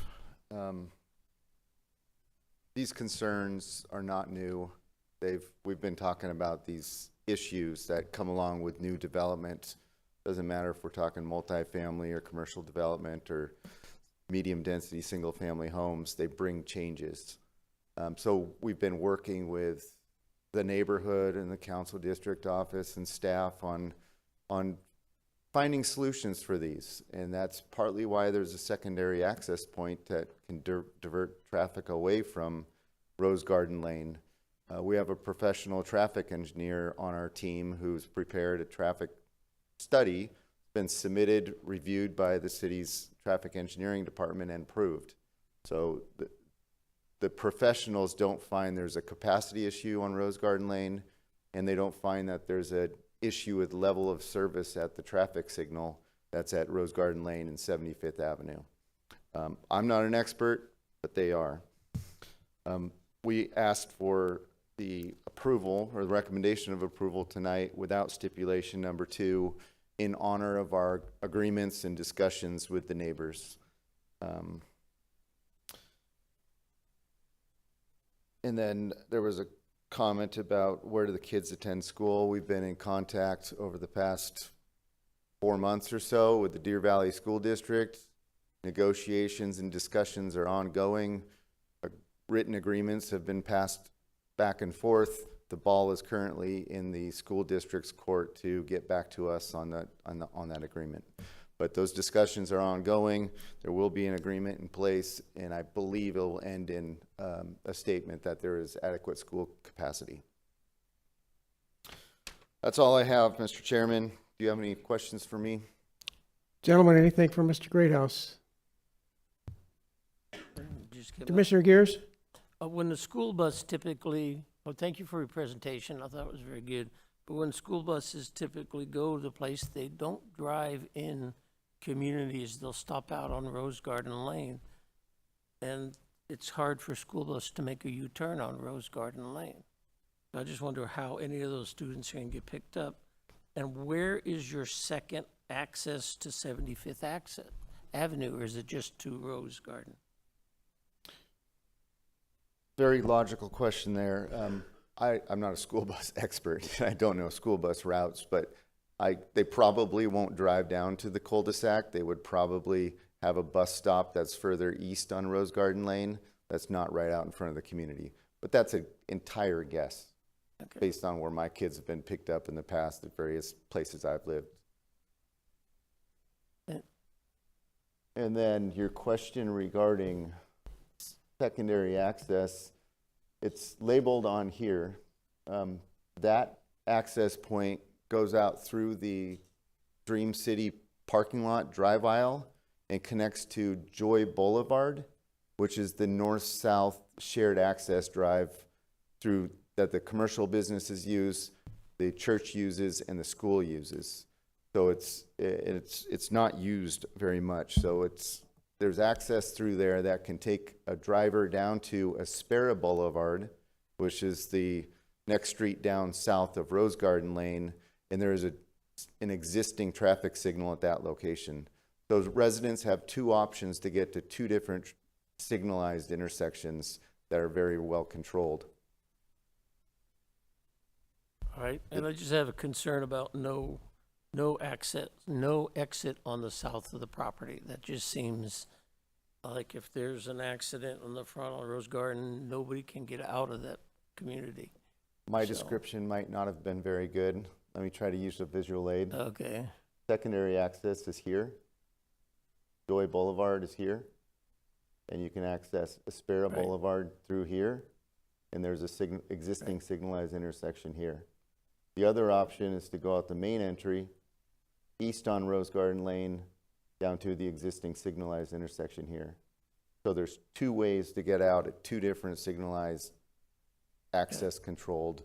but I just noticed that intersections. there's nothing on the south. For all those apartments on the south, they're up against, I guess, the trail. Yes, sir. Okay, thank you. Gentlemen?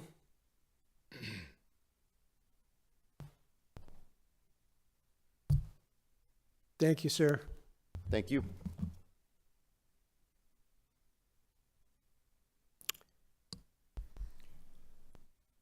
Any procedural guidance? Chairperson Crowe, Commissioner, there are none unless you have questions for staff. No, we're good. Mr. Chair, I apologize. I do have a procedural question. Yes, sir. In the hypothetical that we approve let me get my question proper, I apologize. In the hypothetical that we approve ZON 2408 with stipulation 1 only, will council see both stipulations?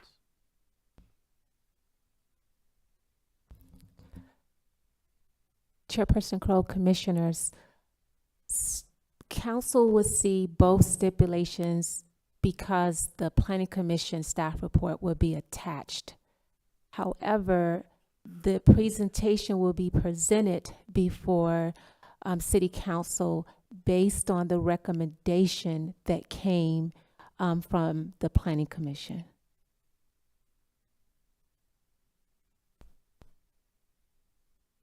Thank you.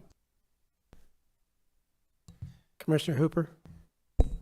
So the visuals here aren't great. They're not in good detail, especially on our page. But if you zoom in, like on your phone, it looks like the development to the south has a trail around their private lake. There's a big break with no paved trails. And then there's the community to the north that has their paved access along the lake. So would we just not complete those and leave it as it sits, essentially, if we choose to go with their suggestion of not doing stipulation number 2? Chairperson Crowe, Commissioners, challenging question, and I'll say it two ways. Most likely that disconnectivity will remain unless there was an opportunity where the city was to have a CIP project and they can work with the property owners to where they continue that connectivity. That's the best way I can answer it right now. Okay, yeah, because as it stands, it's just an unpaved trail or walkway, and I think if they would be happy with it remaining as such. Is that what I understand? Okay, just confirming that. Chair. Commissioner Crowe? Okay. Mr. Lerma, could you come back up and walk us through that trail system? I can't see the maps very well. Could you just outline where it is and where it's going, where you're recommending that it go? Tawana, can you do me a favor and go back to my presentation?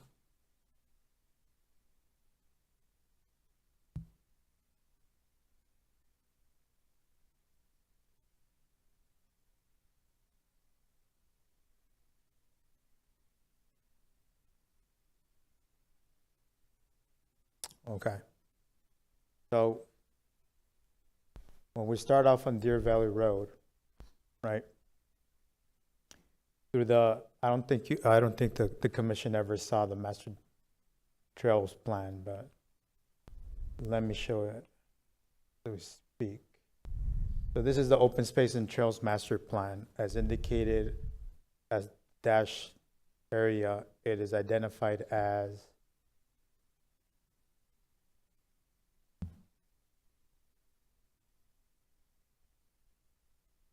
the shared use path, that goes from Pinnacle Peak Road along the west perimeter of the city limits. Keep in mind, this is a master development plan that was adopted in 2004, I believe, which the one that the city is using right now, which is kind of an extension or branching out from that master development plan, open space and master trails master plan, is the Parks and Recreational Master Plan, which again is identified now in yellow, which shows it again going along the west city limits. To go along, this is to explain again that the city, based on going from Desert Valley Road, we can see development, existing development, and areas where the city has failed to require the implementation of that trail system. So we have commercial properties here, right, that didn't establish the trail, and then we have areas where the city actually did implement the trail system. The red areas are identified as paved walkways, right? So we have an area that's within the trail system that is paved, and then this area that's unimproved where it's not paved, and then we go into the Eagle Heights subdivision, which is their property, where the trail system goes within the paved area, and then we skip the subject property, and again, as identified, these areas in red are existing walking paths along the Sparrow development and further down southbound. These walking paths obviously go along the trail and extend eastbound along 75th Avenue. So again, the areas that are identified or marked in red are areas that are paved pedestrian paths. Okay, so how much will be a contiguous path if we approve this plan? Currently, it looks like there's, I don't know, I can't tell really the distance, but it looks like maybe there's a half mile, then a break, and then another maybe, I don't know, 3/4 of a mile. Is that about right? So it'll create a maybe a mile and a half of contiguous paved plan? From Eagle Heights all the way to the frontage road? Right. So that's what it'll get in terms of the Correct. path. And what's that distance? I don't know, but it's about a quarter of a mile to a mile. Okay. And then above that, it's really broken again. Yes. Okay. So it's not creating a big stretch of paved path by doing this. Right. We still have a hodgepodge of Areas that are paved and areas that are not Right. paved, that are natural trails that have been right. created. So it's not solving a major problem here by doing this. Okay, thank you. And just, Alex, so I'm clear, even though if we take out stipulation 2, if someone did want to walk on the west side of the project, they could still do that. Correct. Again, as you can, during your own time, you can zoom in and see that there's actual natural connections that have been created from, again, Deer Valley Road along this area that's not paved. There's a natural trail here. And along the perimeter, of the west perimeter of the site, there's also a natural trail that people have been walking through there and has created the path for going southbound. Okay, so we would not be, if we remove stipulation 2, we're not going to be inhibiting anybody from walking back there. correct? Correct. Okay, thank you. Commissioners, Commissioner Hooper. So I don't know when this Google Maps picture was taken, but it looks like the last bit of paved path, if you will, stops at Treasure House, which is south of Valair. So it's going to be just on the side, on the left of the trail marker there. And then you have the private walk around Valair's. Then it's essentially footpath up to these guys' development. And then they have their private walkway adjacent to a quote paved walkway.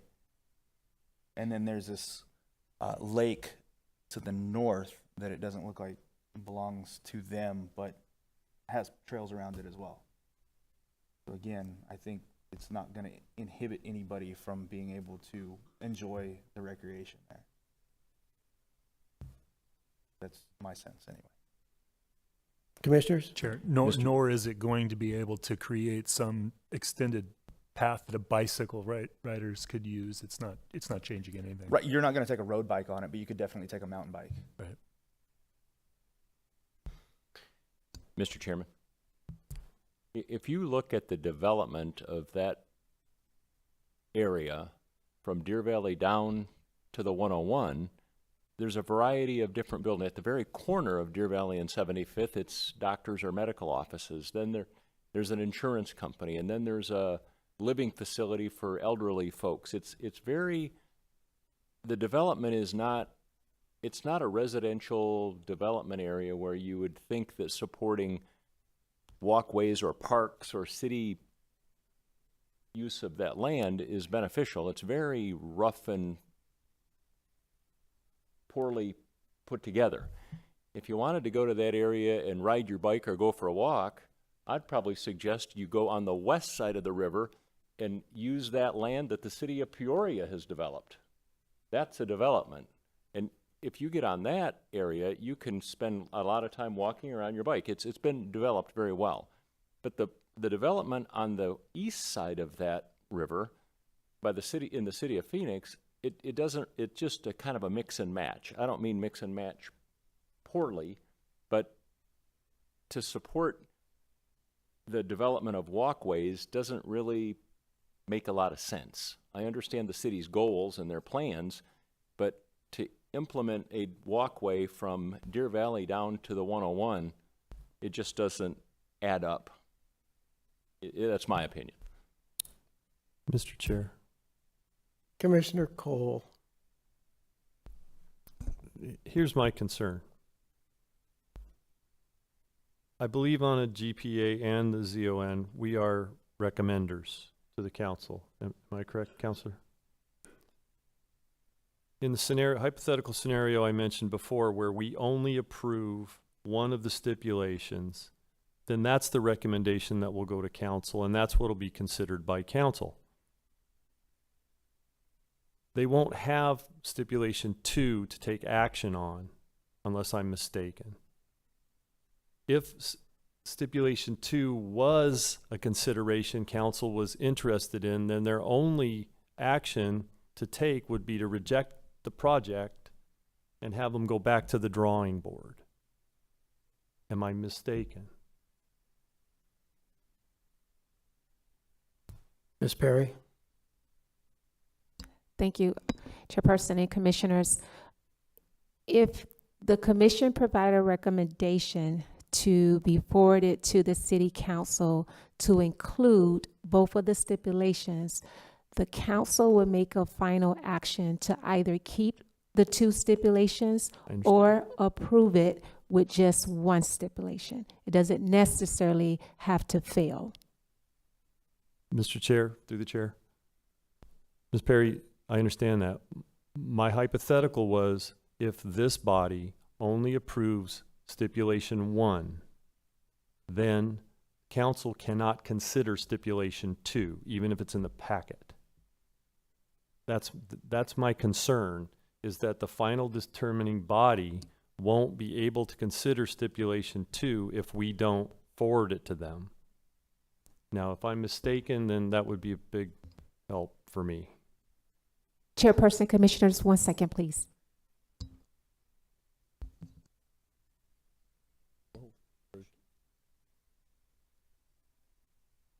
I think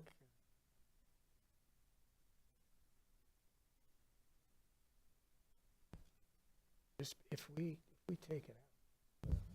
Yeah. Yeah. Yeah.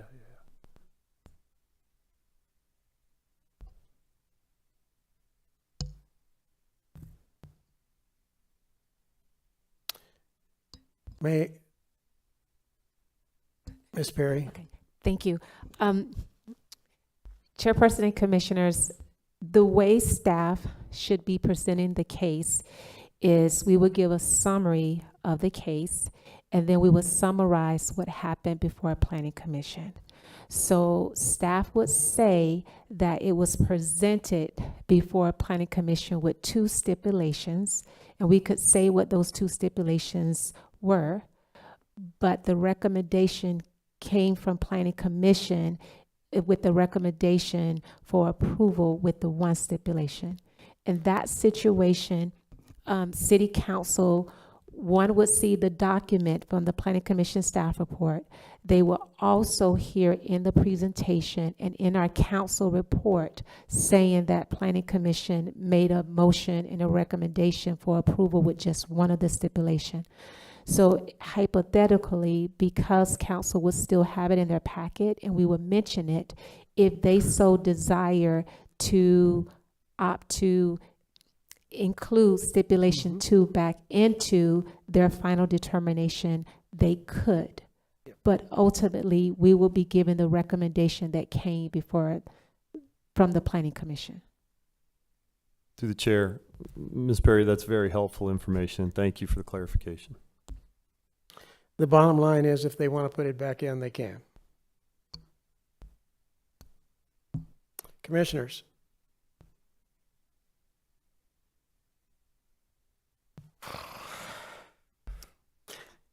Anything else?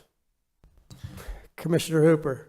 Well, at this point, do we make a determination whether or not we want to include stipulation number 2 or we want to nix stipulation number 2? If you drop out stipulation number 2, it has to be within the motion. Well, from our recommendation, right? What goes to the council? Do we want to include number 2? I guess is my question. Well, that's according to the vote. I mean, if we drop out number 2 and it passes, then it'll fall back to what Ms. Perry just said. It will go as our recommendation that we took out number 2. But if they look at it and say, well, we don't agree with that, we're going to put it back in, they can. Right, I understand that. But what I'm asking is, we as a commission, do we want to nix number 2? So it's almost like we're doing a pseudo vote. Do we want to have stipulation number 2 included and vote including it, or do we want to nix it and then just recommend the first stipulation? Well, first of all, it depends on the motion, and you can either vote for it or not. Understood. Commissioners, anything else?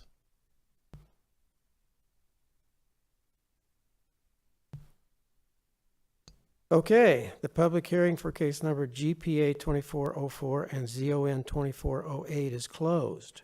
We will vote on these separately. The first one is, do I hear a motion for GPA 24-04? Mr. Chairman, Commissioner Nyberg. I would move approval of GPA 2404 as written. Second. Any further comments? Yeah, my comment will be that I don't support that, so I don't know if we want to have continued debate on it or not. We can. Yeah, but 20 just to clarify, GPA 24-04 has the second stipulation in it? Negative. No. We're just moving the planning. Okay, the zoning case is got Correct. the second stipulation. Great. Thanks for clarifying. Okay, again, I have a motion to move for GPA 24-04 without stipulation number 2. Or no, wait a minute, that's not right. I just told you that wasn't right. Ay, ay, ay. Okay. We have a motion on the floor for GPA 24-04. The second. Somebody second. I second. Okay. I have a motion and a second to approve GPA 24-04 as written. I will conduct a roll call vote from my far right. Commissioner Crowe. Aye. Commissioner Cole. Aye. Vice Chair Nyberg. Aye. Commissioner Gears. Aye. Commissioner Hooper. Aye. Commissioner Ariano. Aye. Chair votes aye. Case number GPA 24-04 has been recommended for approval as written. Mr. Gruber. Chair and members of the commission, your action with respect to GPA 24-04 is not final, and your recommendation will be forwarded to the city council. Thank you, Mr. Gruber. Okay, now we have the stipulations. Are there any comments or further discussions on ZON 24-08? Mr. Chairman, Yes. I Mr. would move, Nyberg. I would move approval of ZON 24-08, including stipulation number 1. Second. Any further discussions on GPA ZON 24-08? Chair, just point of order. We may want to then further stipulate in your motion to remove stipulation number 2, if that's the intention. I haven't included, Mr. Chairman? The motion is for stipulation number 1 only. Okay. Okay. Any further? I have a motion and a second to approve case number ZON 24-08, subject to stipulation number 1 only, as outlined by staff. I will now conduct a roll call vote. Commissioner Crowe? Aye. Commissioner Cole? Mr. Chair, I'd like to explain my vote. Yes, sir?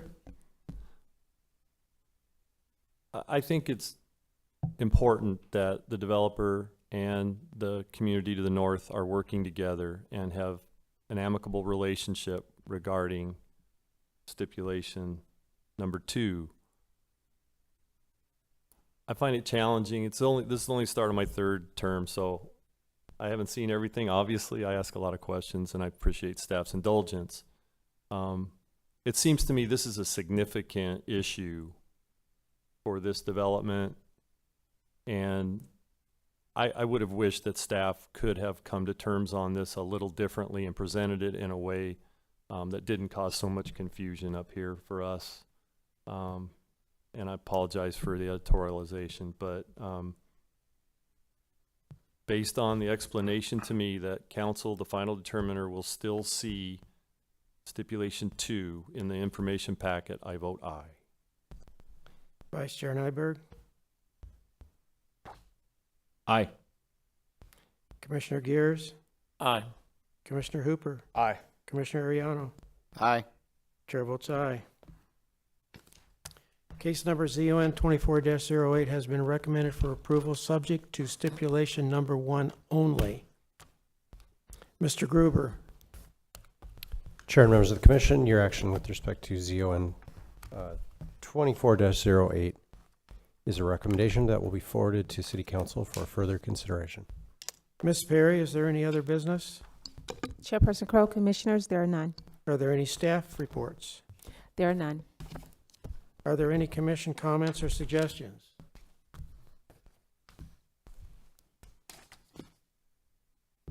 Is there anyone in the audience that wishes to speak on an item that's not on tonight's agenda? Okay, the next regular meeting planning for the Planning Commission will be held on April 24th at 6 p.m. here at the Civic Center. If there's no further business, I will now entertain a motion to adjourn. So moved.